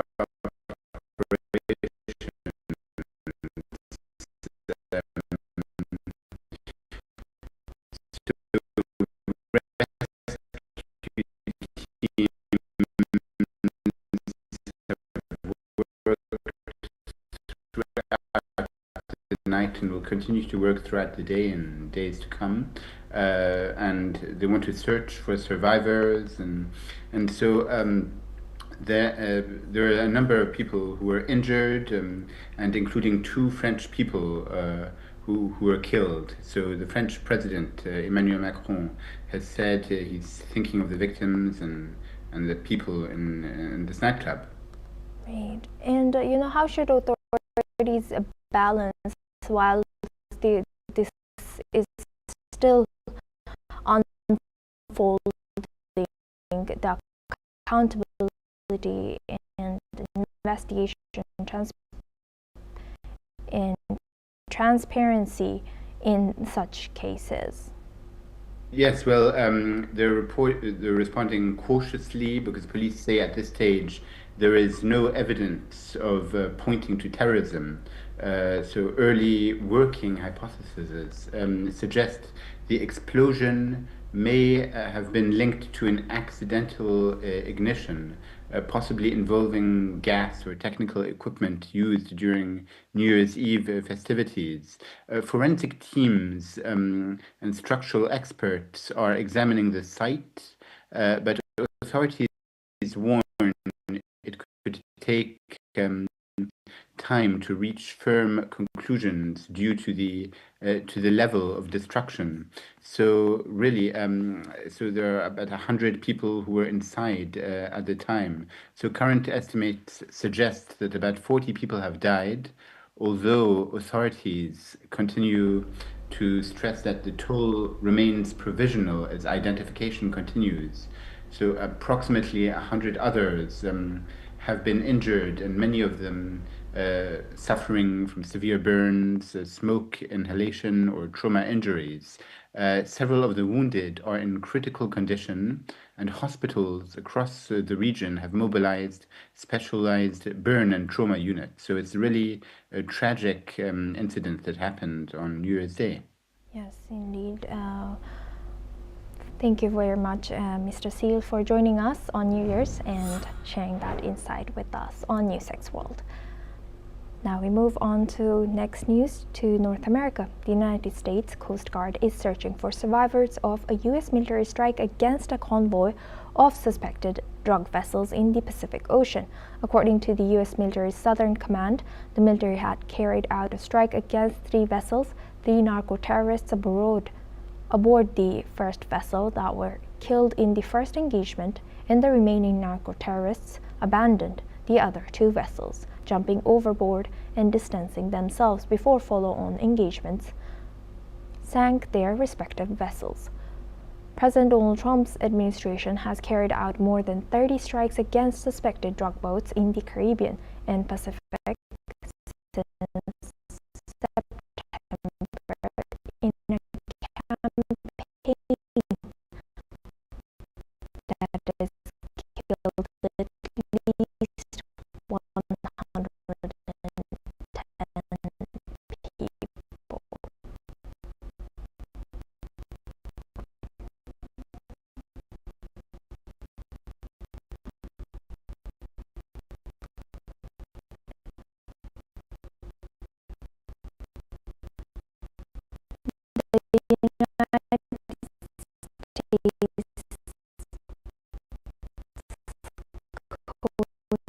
Guard is searching for survivors of a U.S. military strike against a convoy of suspected drug vessels in the Pacific Ocean. According to the U.S. military's Southern Command, the military had carried out a strike against 3 vessels, 3 narco-terrorists aboard the first vessel were killed in the first engagement, and the remaining narco-terrorists abandoned the other 2 vessels, jumping overboard and distancing themselves before follow-on engagements sank their respective vessels. President Donald Trump's administration has carried out more than 30 strikes against suspected drug boats in the Caribbean and the Pacific since September in a campaign that has killed at least 110 people.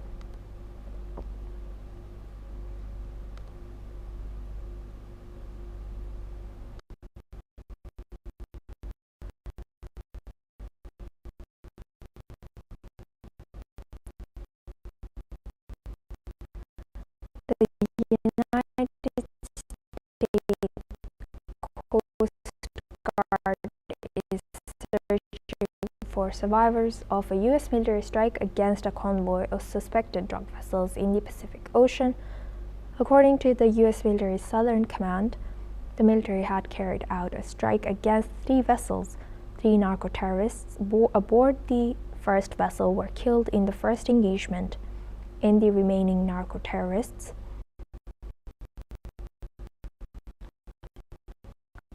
abandoned the other 2 vessels, jumping overboard and distancing themselves before follow-on engagements sank their respective vessels. President Donald Trump's administration has carried out more than 30 strikes against suspected drug boats in the Caribbean and Pacific since September in a campaign that has killed at least 110 people.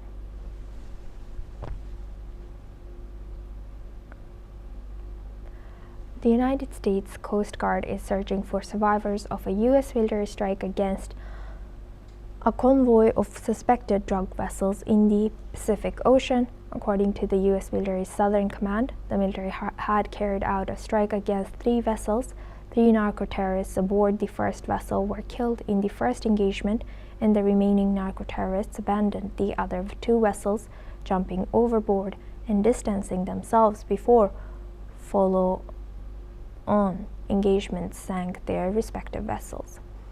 President Donald Trump's administration has carried out more than 30 strikes against suspected drug boats in the Caribbean and Pacific since September in a campaign that has killed at least 110 people.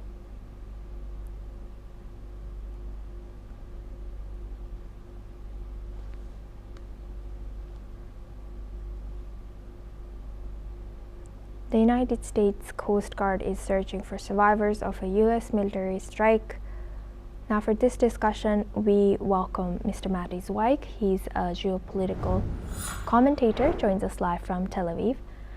Happy New Year, Mr. Zweig, and thank you for joining us once again.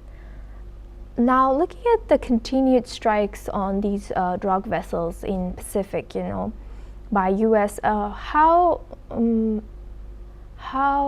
feasible, or do you think this is a long-term solution for alleged narco-terrorists and narco-trafficking from U.S.'s perspective?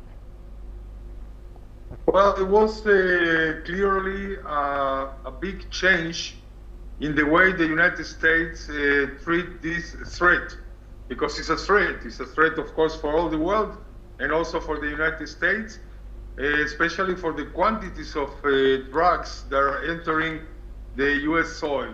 Okay, how the U.S. treat all this drug trafficking inside their country is one thing, but this is another thing. This is part, not only an effort of the drug traffickers, but also an effort of the drug traffickers that they are inside the government of Venezuela. So it's a mixed question. Trump wants the world not to talk about an invasion or not to talk about attacking the sovereign country of Venezuela. So he say, I am fighting the narco-terrorists, which is true. But in the background, we understand that he's trying to make a regime change for all what it means Venezuela today. A major narco state connected with Iran and terrorists in the world, and a legitimate government that lose the election, but they are still in power, repressing their own people with their people in big parts for millions that they left the country, and the ones that they are still inside, they are suffering for many shortenings like medicaments and everything. So from all these geopolitical questions, he's trying to change like a domino the reality. I mean, trying to undermine Maduro's Venezuela, changing the regime, and then as a domino, maybe it's going to change also in Cuba and Nicaragua. So this is a short-term and middle-term strategy for Trump, but that's what he's doing now, pressing and pressing in the coast and attacking the vessels, not just stopping them, but treating them as terrorists. That's the strategy. Yes. And how do you think what will be this regional, how do you think this will be affecting U.S.'s relationship with the region and also the countries that you have, labeled for us right now? This is very interesting because since the 70s, it has been a very big anti-American sentiment in Latin America, political anti-American sentiment, because the United States, they were part of the efforts to topple the guerrillas and the communist parties or movements, installing dictatures in Latin America, and people remember that. So even if they are against Maduro, they wouldn't like American troops to enter Venezuela. But today things have changed so much. In such a rich country like Venezuela is becoming so poor now and repressing their own people that even some of the countries are agreeing with Trump that he must be very harsh on them, except countries that they're afraid of that, and they're also against Trump, like Petro from Colombia and other countries, but this is changing now. Thank you very much, Mr. Zweig, for sharing that. Please stay with us as we come back to you for our later discussion as well. Now we move on. Thank you. Now we move on to Europe. Pope Leo has held a Mass at St. Peter's Basilica in the Vatican to mark the World Day of Peace. The service was attended by thousands of faithful and highlighted a message of hope, mercy, and global harmony. In his homily, the Pope reflected on the Jubilee year as a powerful sign of God's plan for humanity and contrasted it with worldly strategies and conflict of greed. The Pope had thanked everyone who helped welcome pilgrims throughout 2025, helping make Rome a welcoming place during the Jubilee. Also, the Pope called for the spirit of peace and grace to continue into the new year.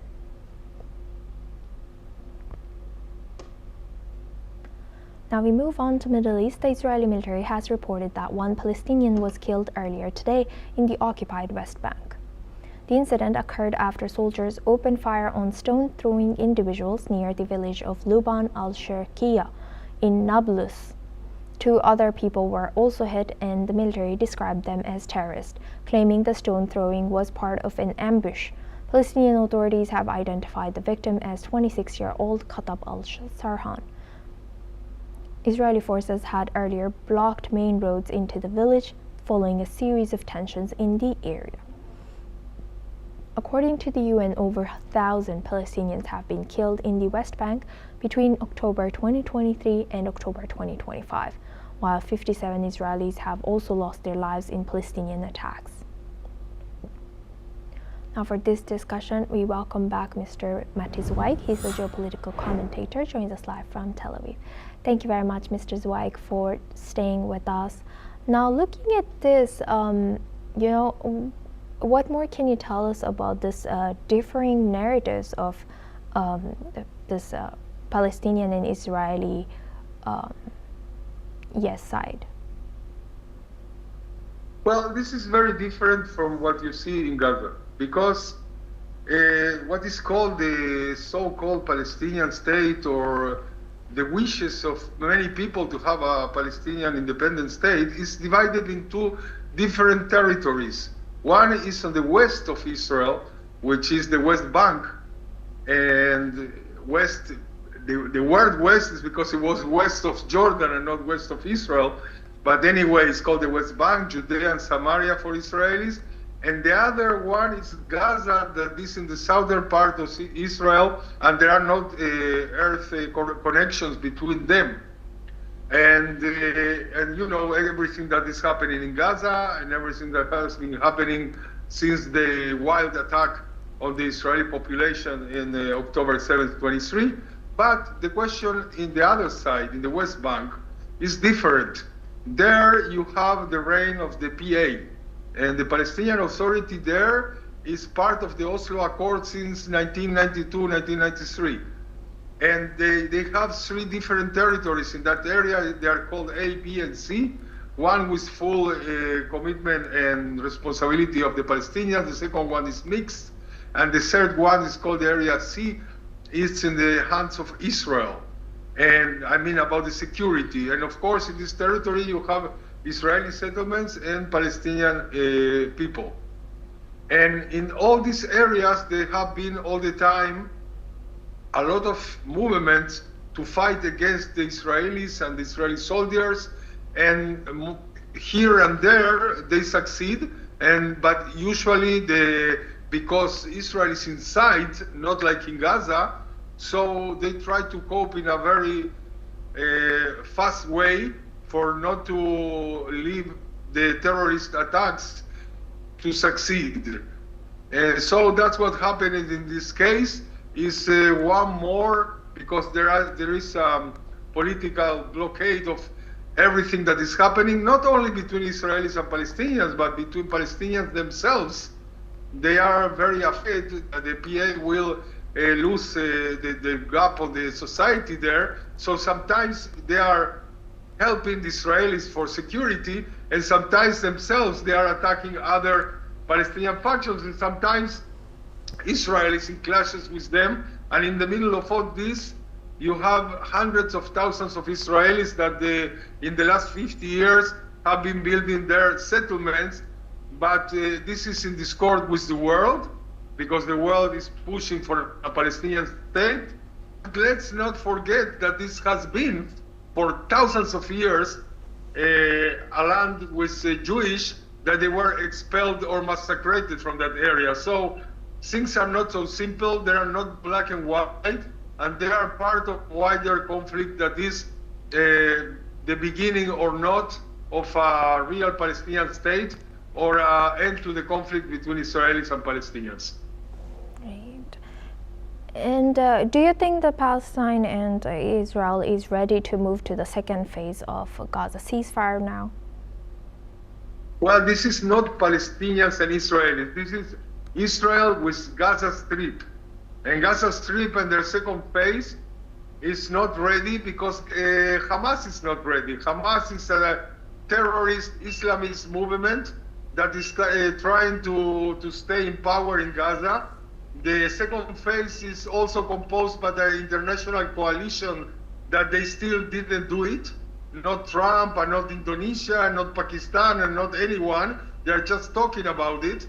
So when they're going to be serious about that, maybe also the Israeli army is going to be deployed different, or to confront the terrorists in a different way.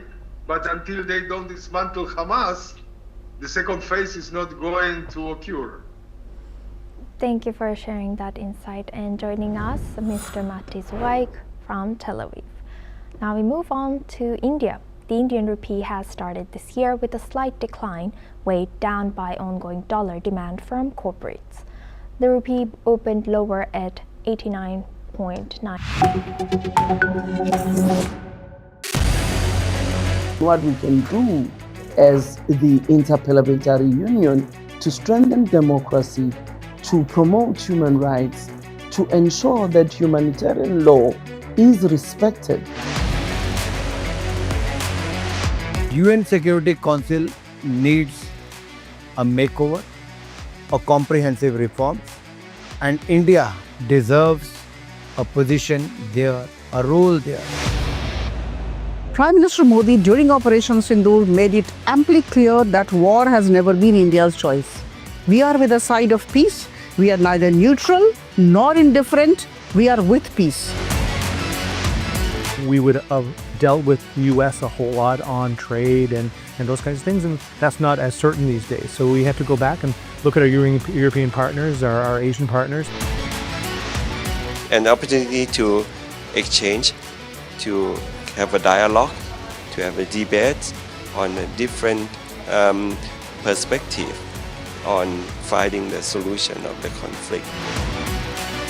First thing that is important to have a common ground, and that we do have with humanitarian laws and human rights, but also to say, okay, what does it mean for us as a country to act on these laws and how can we work together? When we realize that there's something wrong with democracy, the institutions and policies, values come together and we take stock, and it's possible then to improve and chart a new course for democracy. It's the people's right to self-determination, and if they want to be independent, they should be independent. We will not start a war against Greenland.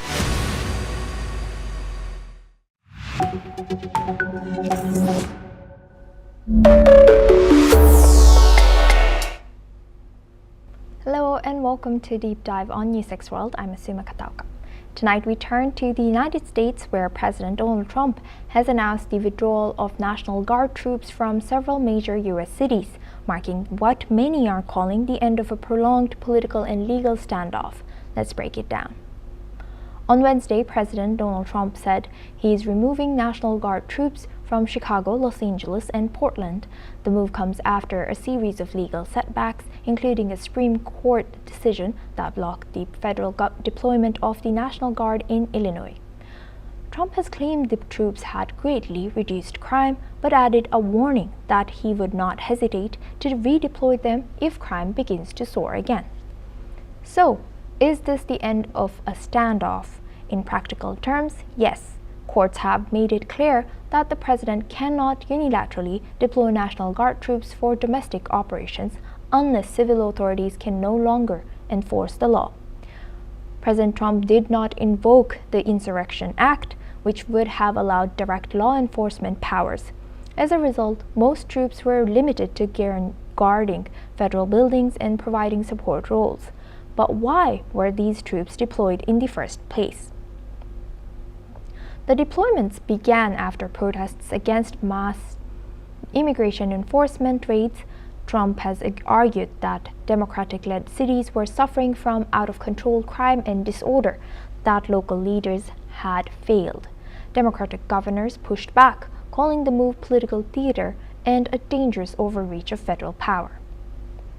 To understand the controversy, it helps to understand what the National Guard is and what it is not. The National Guard is a dual-role force.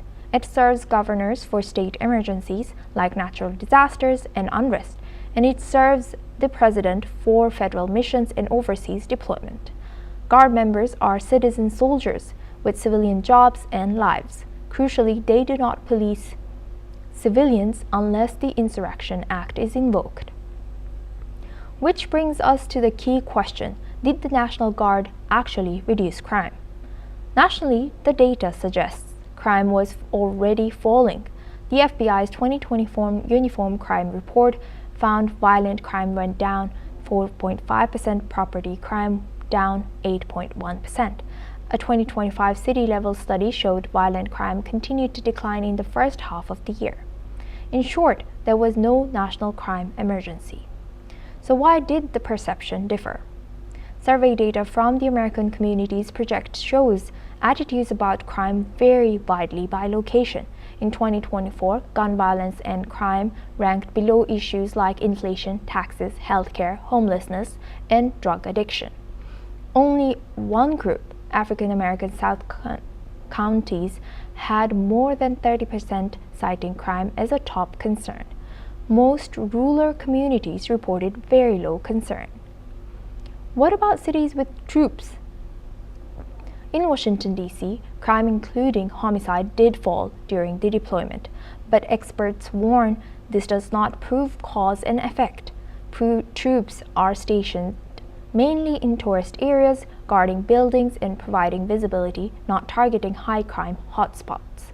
Criminologists say a visible uniformed presence can create a short-term different effect, but they also warn it is temporary and highly inefficient. And then there is the cost. Washington, D.C. alone, more than $200 million. Los Angeles, another $118 million. When you add Chicago, Portland, and Memphis, total costs could approach 2/3 of $1 billion. All for a strategy with limited short-term impact. Critics say this raised serious governance and rights issues. State leaders argued the deployments undermined federalism, escalated tensions, and normalized military presence in civilian life. Courts appear to have agreed.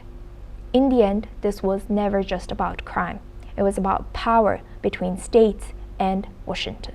Security and civil liberties, perception, and data. The troops are leaving for now, but the questions this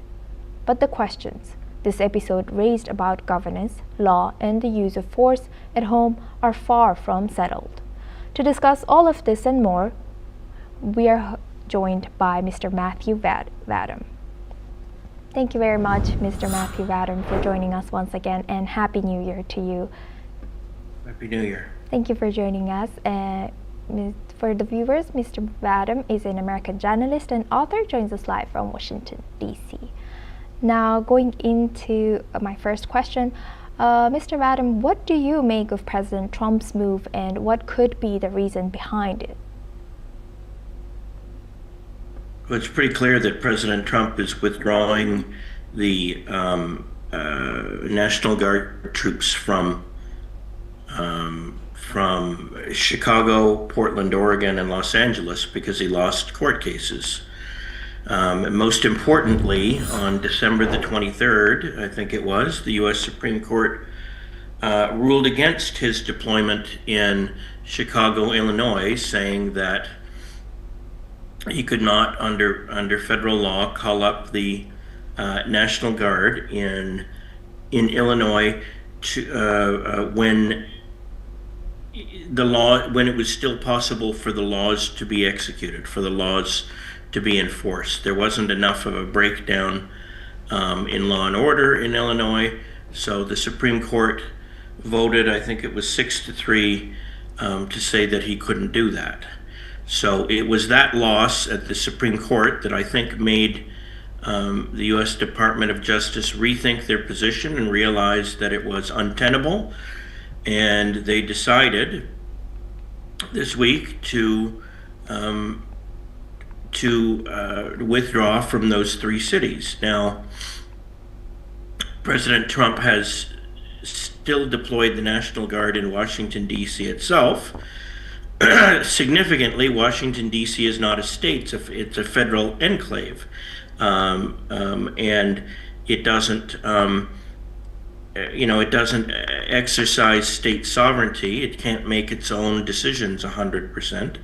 And the president is commander-in-chief of the D.C. National Guard. So for the time being, the courts have allowed the deployment there to continue.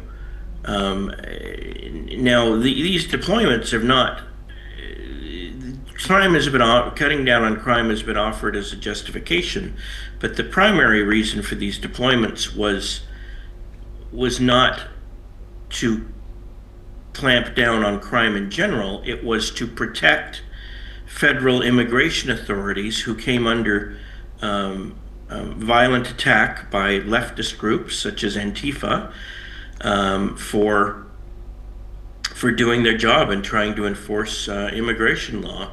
Many of these leftists, have responded violently when Immigration and Customs Enforcement, ICE, has come in and tried to deport illegal alien criminals and just plain old illegal aliens, and they have laid siege to ICE offices throughout the country, and President Trump took the position that was interfering with federal immigration law enforcement. And so that's why the primary reason why these deployments of the National Guard by President Trump were ordered. So I think that point needed some clarification.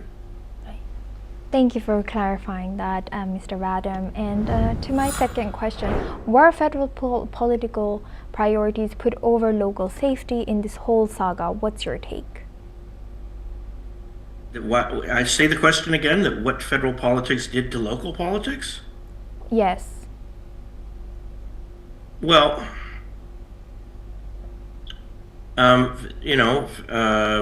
federal law is supreme to state and local law, and President Trump decided it was an important national priority that his immigration enforcement agenda, which is deporting illegal aliens, was prioritized, and that doesn't prevent state and local police from enforcing their respective laws, but this added a new element because states, according to President Trump, states and localities were not helping. In fact, they were being distinctly unhelpful in federal efforts to enforce immigration law. So that's why President Trump federalized National Guard troops and sent them to the various locales in the United States. Thank you for highlighting that. And lastly, Mr. Vadam, Trump said that crime is all-time high in these cities, but data from his own administration suggested that violent crime. New Year's Eve celebrations in the upscale Swiss ski resort. New Year's Eve celebrations in the upscale Swiss ski resort of Crans-Montana. Eyewitnesses described chaotic scenes as bystanders rushed to pull injured people away from the flames. Nearby bars and restaurants remained open to provide emergency shelter. Ambulances transported the injured to medical facilities in the nearby Mubra region, while those with more severe injuries were then taken to hospitals farther afar. Now joining me is reporter Marisha Barv. Early reports suggest that dozens of people were killed and around 100 others injured, most of them seriously injured after a fire tore through a packed bar during a New Year's Eve celebration in the upscale Swiss ski resort. Now for this, we are joined by reporter Marisha Barve from NewsX World. Thank you, Marisha, for joining us. What more can you tell us about this ongoing investigation and the accident that has occurred in a Swiss resort? Yes, well, Asma, to give you and our viewers a little bit more context about what exactly happened now, this is rather a very tragic incident that has happened. Something that was meant to start off as a celebration has now transcended into rather one of the most tragic instances that Switzerland has faced. And specifically, let's talk about the location that it has taken place. It's happened at Crans-Montana. It is a French-speaking civilization in the Swiss Alps. That is where the fire took place. Now, the more details about it is the casualties. Now, this happened at a resort called Le Constellation. Now, it has 2 levels. And this resort is known to be popular. It's known for its big celebrations that it hosts. And to also give you and our viewers rather a little bit more insight into the events that led up to this, is that Switzerland had, and especially this small town called Crans-Montana, they actually banned fireworks for New Year's just because to avoid any fire situations, but the investigation is still ongoing, what caused this tragic fire. And yeah, that is the background, Asuma, of this whole fire. If you look at the casualties. The youngest patient is aged to be 16 years old, and the average of the age that has been injured and that has been victim to this blaze is from the age gap of 16 to 26. So this is a severe injury, severe dire situation that has come about very unfortunately on New Year's Eve, transcending into the new year. Right, and Marisha, furthermore, how is the coordination going on between the emergency forces or emergency crew and people around who are helping with this investigation? Yes, well, the intensity of this incident has been huge. It is a tragic situation, which obviously requires special care, special forces, special emergency aid situations that will look into the safety and the recovery of these casualties. Now, dozens have died, while hundreds are still in the hospital. Many were rushed. Around 22 people are in severe condition in a hospital called Lausanne University Hospital. The University Hospital of Zurich is treating around 12 casualties, while emergency response has been huge. There has been a mass deployment of helicopters, of ambulances, of emergency aid teams. The current priority of this situation is in fact to treat the injured, to make sure that the death toll does not rise, to identify victims and connect them back to their families. Many of these were students, like we all know, many of them were students who were at the LA Constellation for a New Year's party, and that transpired into a tragic event. Now, the cause, like I mentioned before, is still under investigation. The suspect of what caused the blaze is still under talks. Obviously, there are some reports that do say that there was apparently a candle that caused the blaze, but again, nothing has been confirmed yet. It is still under inspection. The recovery has been unfortunately dire, because severe burns that were caused to the patients have made the recovery or identifying who the victims were very hard, because of the severe burns that were inflicted on the bodies of our victims.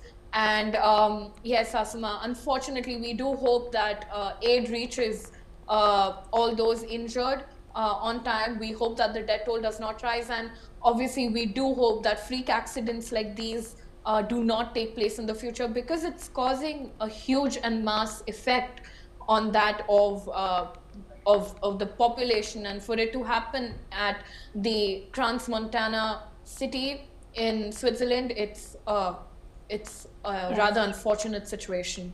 Thank you for So the district is closed, and investigation and recovery operations are still underway. Thank you for emphasizing that, Marisha. Please stay with us as we come back to you. Now, moving on to Ukraine and Russia. Russia has said that it has extracted and decoded a file from an alleged Ukrainian drone downed earlier this week. Russia now claims that it can prove that the missile targeted Russian presidential residence. Furthermore, Moscow has accused Kyiv of trying to strike President Vladimir Putin's residence in the Novgorod region with 91 long-range drones. Russia has also said the information would be shared with the United States and could influence ongoing peace talks. Ukraine and Western countries disputed the claim, with U.S. officials reportedly finding no evidence the drone targeted Putin's residence. Kyiv has criticized and called the Russian allegation as disinformation, saying that it is aimed to drive a wedge between Ukraine and Washington after a recent meeting between Trump and Zelensky. Now, for this discussion, we welcome back Ms. Marisha Barve. She's my colleague and reporter from News6 World.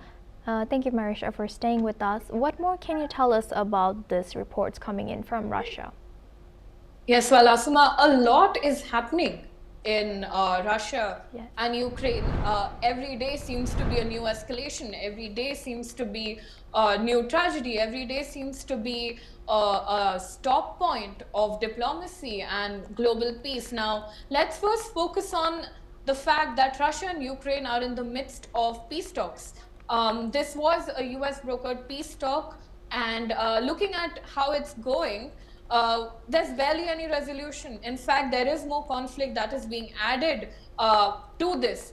Russia has threatened to retaliate against Ukraine after alleging nearly 100 drones were targeted to Russian President Putin's residence.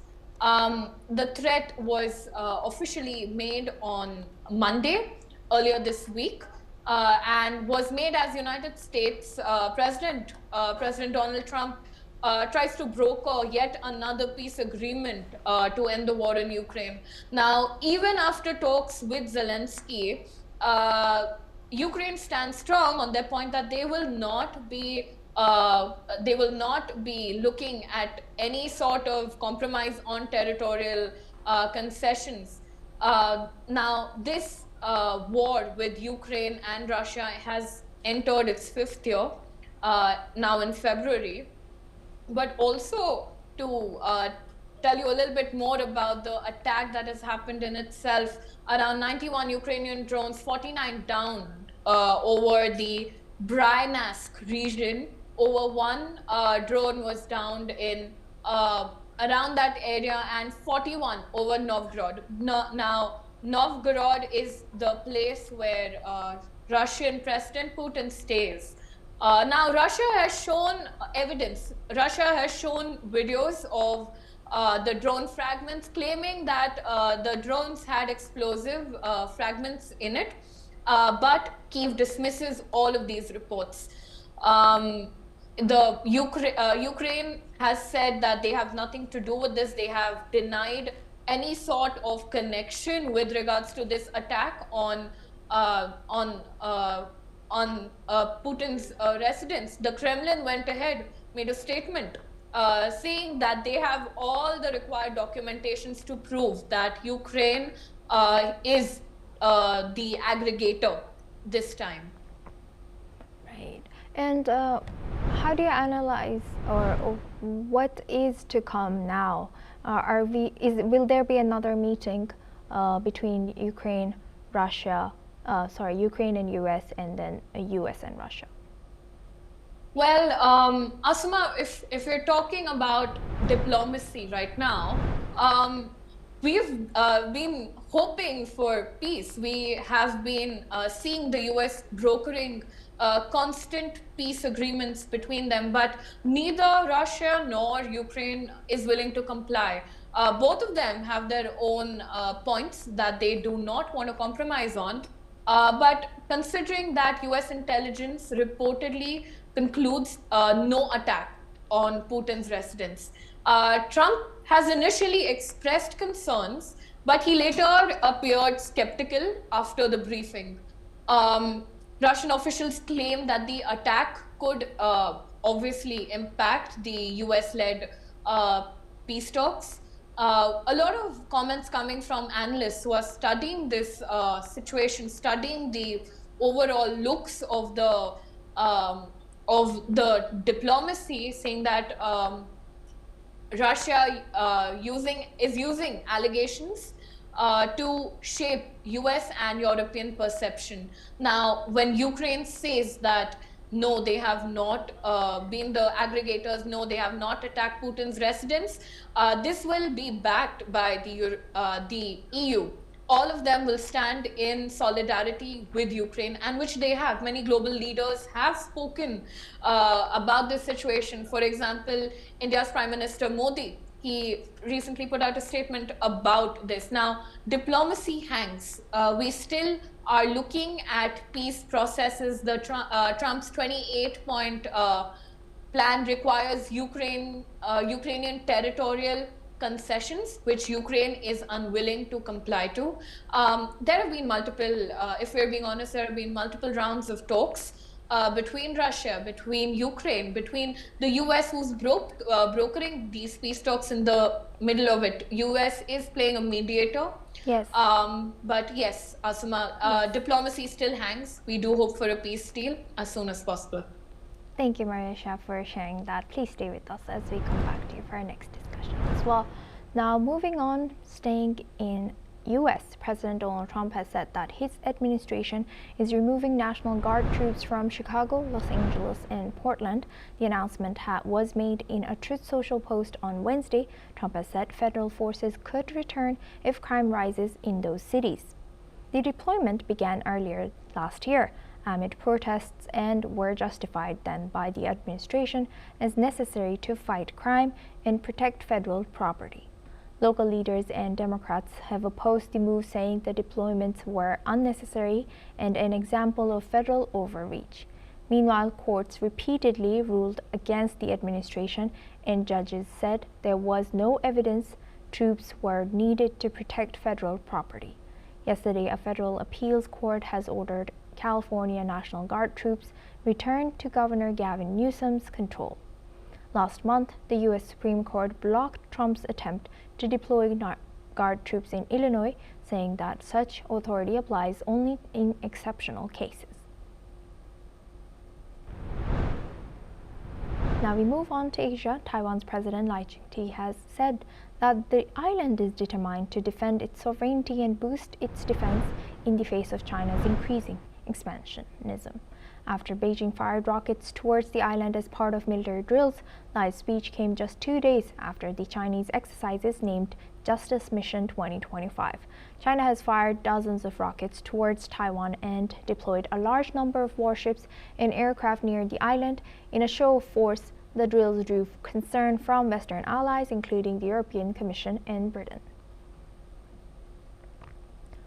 Now for this, we welcome back my colleague and reporter, Marisha Barve. Thank you, Marisha, for staying with us. What more can you tell us about this situation?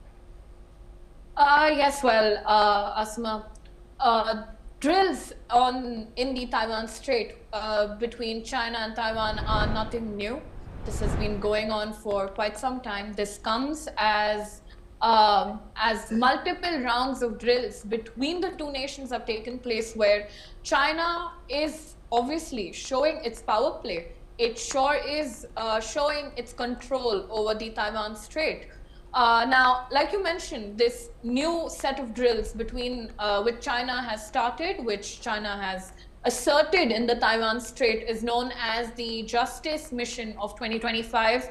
The drills involve coordinated operations by China's Army, Navy, and Air Force, and rocket units signaling not just military strength, but a calculated strategic message to Taiwan, the United States, and Japan.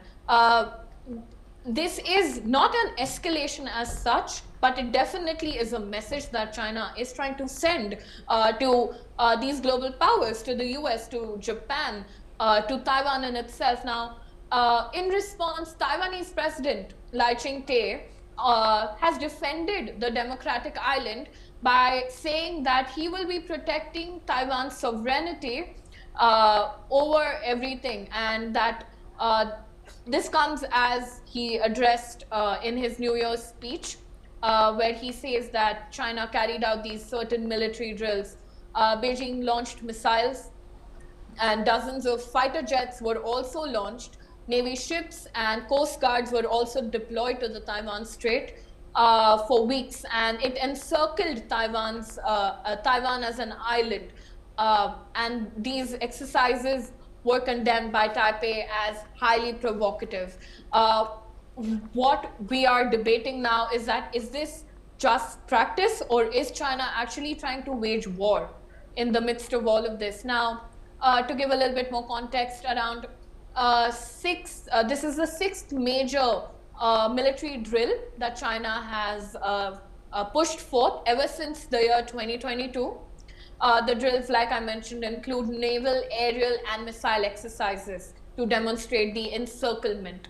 US arms package is also part of what has what has aggregated the drills is because you see the US and China being in a very diplomatic tie, whilst Trump also did sign an arms deal with Taiwan, providing armed protection, providing weapons to Taiwan. So this leaves a question mark about where does US truly stand? Is it on the side of China or is it supporting Taiwan?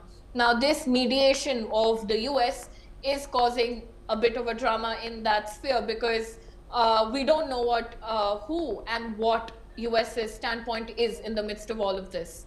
So yes, Asima, that is what is the situation with regards to the drills. Right, and continued or increasing US support towards Taiwan is adding fuel to the fire. It definitely is adding fuel to the fire. According to reports, if you look at it from the view can be afforded in a situation as such, the strategic timeline is something to be noted for, where US planners see where China could invade. It's a window that has been given by analysts, but yet you cannot confirm it, of course. From the regional standpoint, Japan, US, and other allies closely monitor the Taiwan Strait. And from, again, analyst point of view, she faces temptation to act in 2026, but war carries huge risks. That's why you don't see neither Taiwan nor China aggregating into war as such.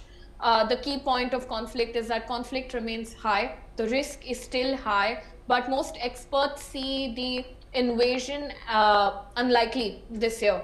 But this is just what the analysts have to say. Yes. Marisha, but yes, Asma. Marisha, thank you very much for sharing that. Now we move on to our next news. Iran has executed at least 1,500 people in 2025, a significant rise in capital punishment, according to the Iran's human rights group. This marks the highest number in 35 years amid these protests, which have intensified over high inflation and a collapsing currency. The first fatality from the unrest has occurred in Khurashid, where 21-year-old Amir Hossam Khodaryari Fard, a besieged militia member, was killed. Iran's government faces growing pressure with rising inflation and Western sanctions crippling the economy. In a shift from previous responses, President Pezeshkian has called for dialogue with union leaders, while police flooded the streets to contain the protests. With that, it's a wrap on the newsroom. Keep watching News 6 World for more breaking updates.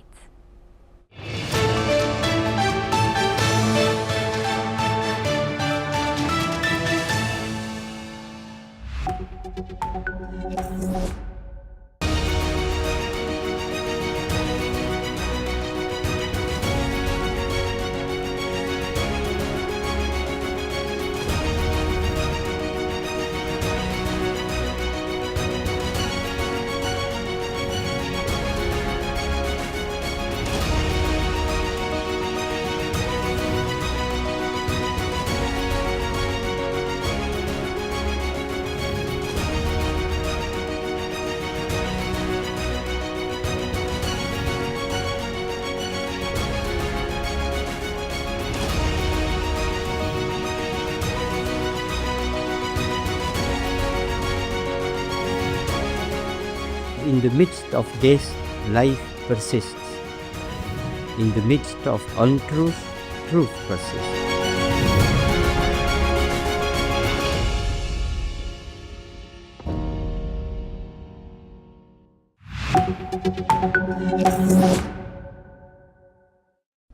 Hello and welcome. I'm Kriti Mehta and you're watching the World Report on News X World. Let's start with a check of the top headlines this hour. A member of Iran's security forces was killed during protests that have swept across the country since last week, as per local media reports.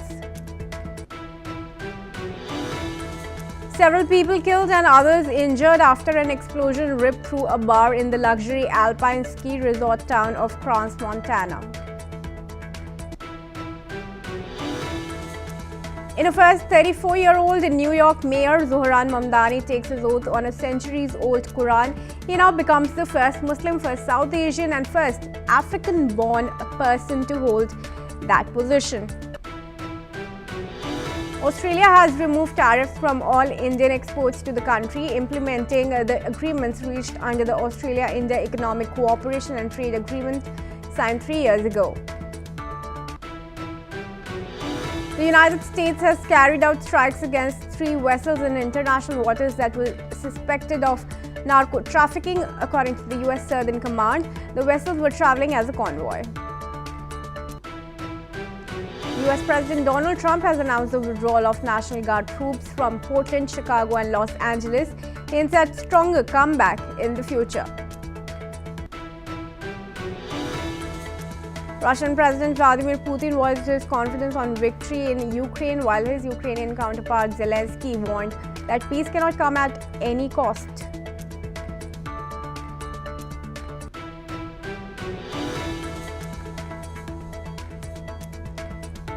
Elon Musk's brain implant company Neuralink will start high-volume production of brain-computer interface devices and move to an entirely automated surgical procedure in 2026.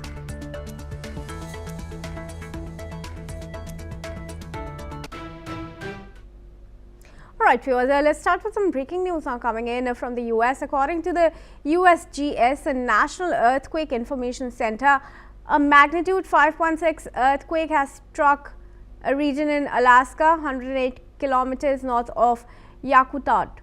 The depth of the hypocenter is about 5 kilometers. It has also been reported that there is no tsunami danger from this earthquake.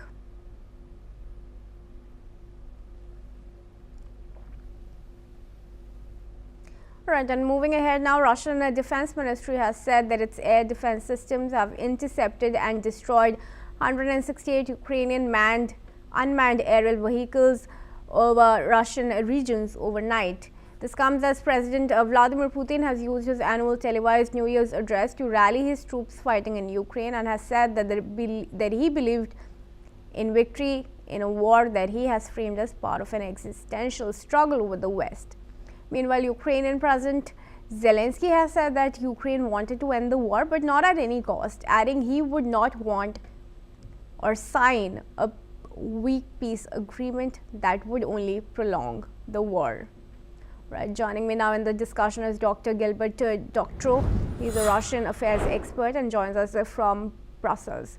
Well, thank you very much, Dr. Doctorow, for joining me, and we extend you a very warm New Year greeting. Dr. Doctorow, what's your assessment? New Year's, new strikes, where is this even ending? Well, it's not surprising. The war is going on. Despite all the talk between Trump and Zelensky and Putin, the fact is that the war is going on. And that the two sides at war are in no position and no interest in compromise. If there were, the Ukrainians are clearly losing the battle. Even the major German newspaper, Die Welt, came out in the past week with remarks that the war is lost and that Europe should face those cruel facts and change its policies towards Russia. Despite that, Europe has given Mr. Zelensky every reason to continue the war. Yes. He has the funds, he has the backing. So we will go on. All right, and that's in fact my next question to you. How are you seeing Europe's push to Zelensky, and do you think that's really helpful for the peace dialogue? The peace dialogue is a figment of the imagination of the global media, which is fed by Mr. Trump, who wants to position himself as a candidate for the Nobel Prize. This is all understandable, but it doesn't bring the world any closer to peace. So I don't believe that negotiations will produce any results. The results will be produced on the battlefield, and they will not be conclusive in the sense of Ukraine suffering a knockout blow, capitulating and so forth. No, there will be an end to fighting because the Russians will achieve their territorial ambitions which have a single purpose, to protect their own security and to ensure that Ukraine will not be cannot be turned into a security threat to their country. So it will end inconclusively, but satisfactory to the Russians in their own terms. What do you think is going to be the end of it all? Is this going to remain the status quo for a very long time to come? Is this going to be how Israel is continuing to fight its wars for years and years and years? Or you've said time and again there will be no breakthrough. It will be a halted conflict. It will continue to go on. What's your assessment? Well, the position of the Europeans will change. What the Welt has come up with is overpowering. The problem that prevents recognition of that truth now is that so many of European politicians have invested their political capital in a narrative which shows Ukraine victorious, or at worst, Ukraine able to defend itself and inviting some Western support. That narrative will collapse before our eyes in the coming 6 months. So there will be a change. Things will not remain as they are. However, that said, it will be a frozen conflict. It will go on for decades, but it will be manageable, containable. She was wanting to talk to Emmanuel. All right, thank you very much, Dr. Doctor, for this discussion. And with that, viewers, we're now going to proceed. Now, let's tell you that the UK government is indicating its second highest annual total of small boat migrant arrivals, with more than 41,000 people reaching England's southern coast of 2025. Now, Home Office data shows the figure is just below the record set in 2022, which highlights continued pressure on authorities to handle irregular crossings across the English Channel. The final figures are expected to be confirmed later today. The tally comes amid growing political tension as anti-immigration party Reform UK, led by Brexit campaigner Nigel Farage, gains momentum ahead of key local elections in May. Migration has become a central issue in the national debate. Moreover, UK Prime Minister Keir Starmer is facing increasing scrutiny over the government's response, with Home Secretary Shabana Mahmood proposing to reduce refugee protections and also end automatic benefits for asylum seekers. Additionally, under a recent returns deal with France, some migrants have already been sent back across the channel, although numbers remain limited. Joining me in this discussion now is retired Major General Dr. Rajan Kochar. He is an international relations expert from New Delhi. Thank you, Dr. Kochar, for joining me once again. Now, UK continues to shield economic fugitives. We have some there in India, from India also, who are sharing videos and rejoicing, mocking Indian authorities. But it does not want to give asylum seekers any protection. It doesn't want to give refugees any protection. Do you think it needs to assess its migration policies with more depth? Thank you, Kriti. The problem in this immigration issue is rampant in many countries, what we are observing. UK is one of them, predominantly Canada, United States, other countries. And in UK itself, UK has a population of around 68 million. And out of that, approximately 11.4 million are the people living in UK who have been born outside UK. So approximately 16 to 19% is the immigration population. And as per the data of 2025, there are almost 1 million illegal immigrants in the United States. You see, unfortunately, why a check on this immigration is not actually happening is a large number of reasons. The security machinery, I could say, from France as well as the UK is actually inadequate to detect these people. Second aspect is that they are paying money, and corruption is there on both sides, France as well as the UK, and they are able to come through the waters because these small boats. It's almost 80 to 90% of the immigration, illegal immigration, is taking place. They do not have deterrence-based policies because the crux of the problem is that even if these illegal immigrants get caught, the punishment or the actions which are taken against them are not stringent because they have their basically offshore processing proposals. Asylum laws are not very conducive to actually prevent this, and certain factors. See, we'll have to see that why these people are coming inside, because that is also relevant to the discussion, that why people see Great Britain or UK as a lucrative destination for coming. Firstly is that of the ethnicity factor. You find their own relatives, everybody is staying there, so they feel comfortable in this environment because the environment is their own environment. Second is economic collapse is taking place in the other regions of the world like Africa, South Asia, Middle East. So these people are also finding it easier to come here. Then smuggling networks are there, and ingenious methods of smuggling them inside UK is also being adopted. And this government, since it has taken over, has had a tremendous pressure on itself to curb this migration, and the asylum infrastructure which is available also is a problem because of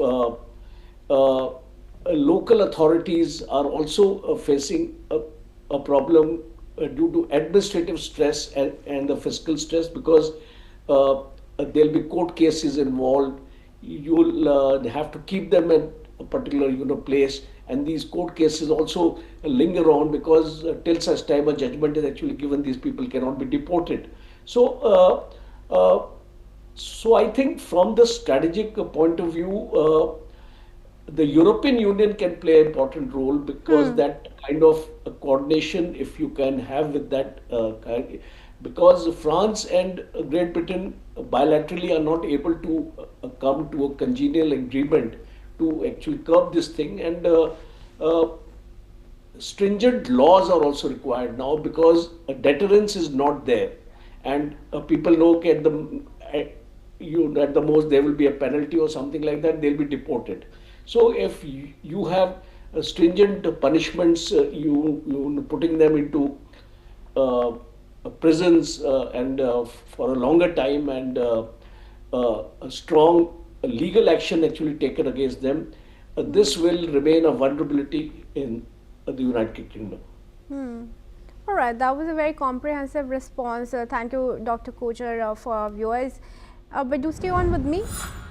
Now, Indian tobacco stocks still slid after the government induced a new cigarette tax, driving up costs for about 100 million smokers in the world's most populous country. Market leader ITC, maker of Gold Flake, slid 9.2%, while Godfrey Phillips India, which distributes Marlboro, plunged 14.1%. ITC shares traded at $4.06, their lowest since April 2023, heading for their worst day in almost 6 years, while Godfrey Phillips faced its sharpest drop since November 2016. Meanwhile, India's finance ministry announced an excise duty of $25 to $103 per 1,000 cigarettes based on length, effective from February 1. Dr. Kochhar, what's your assessment? It is that, first of all, this has been a policy of the government because it actually affects the health of the Yeah, luxury patient. tax, yeah. Demerit goods tax, yeah. Hello. Yeah, please go on. Okay. So you see, government policy has been that it is detrimental to the health of our population, where large number of people are smokers in our country. Second thing is that cigarette taxes have not kept pace with the inflation in recent years, and therefore, effectively, cigarettes are more affordable, I would say, in legal terms. Secondly, India or the government has a long-term commitment to reduce tobacco consumption in the country because it is a health issue which I actually mentioned to you. This market is bound to react because it is going to impact the sales initially, but I think the people who are addicts or who resort to smoking on a regular basis and who can afford it, I don't think there'll be a reduction in the consumption. People may change their brands from a more expensive to a lower expensive brands. Companies may also resort to dynamic marketing strategies because as a management expert, I can tell you that whenever price rise takes place, companies also adopt different marketing strategies in order to sell their cigarettes. They may say that if you buy 3 packets, you'll get 1 free, something like that. But then doesn't that defeat the entire purpose of the higher tax rates? If the idea is to deter more smokers, and then the marketing companies devise ways around it to have more customers buy these products, cigarettes, demerit goods. What should the government really do to address the challenge of health issues, like you said, that come from smoking? See, I think government needs to invest more on education, more in the social media, and a blitzkrieg kind of a campaign should be launched right from the schools and colleges, because once you pick up a habit, and normally one picks up this habit either in school or college, you tend to take this habit on to your adult stage, and I don't think there are very many smokers who gave up smoking after starting on this thing. The percentage would be not more than 10%. So a problem here is that government can only do that much.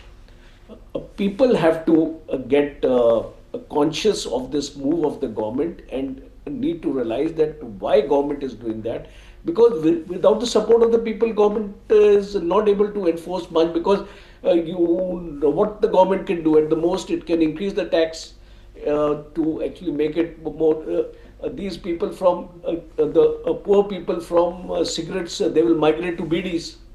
You see, these all manipulations will take Would place. you say that the government could also, impose certain kind of penalties on the manufacturers instead of having the burden entirely on the consumers? See, government has already, you know, how much penalty can you enforce? Either you stop this consumption in the country, but government is also wanting taxes. Yeah. Because government is also wanting revenue. See, the same thing happens with liquor also. Liquor also, you have seen some states, it is prohibited, like Gujarat does not allow any liquor shops or sale of liquor in Gujarat.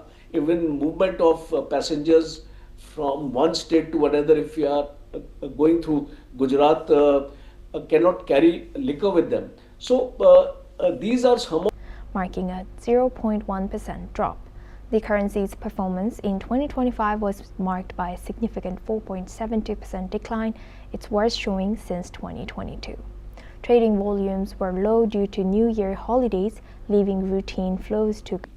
But at the same time, you also have to look at the people who are employed in these industries. A large number of people are going to be employed in the industry, and if you impact the manufacturers also, you are leading to more unemployment because they may resort to retrenchment.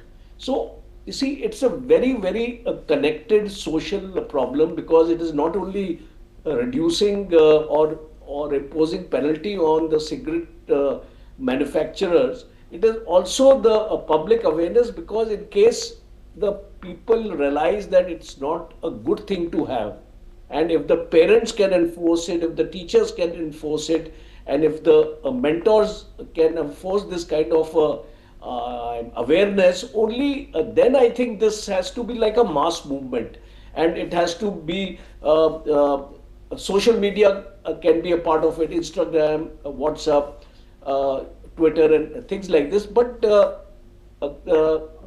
I'm not very convinced that penalties need to be imposed on the manufacturer. All right, sure.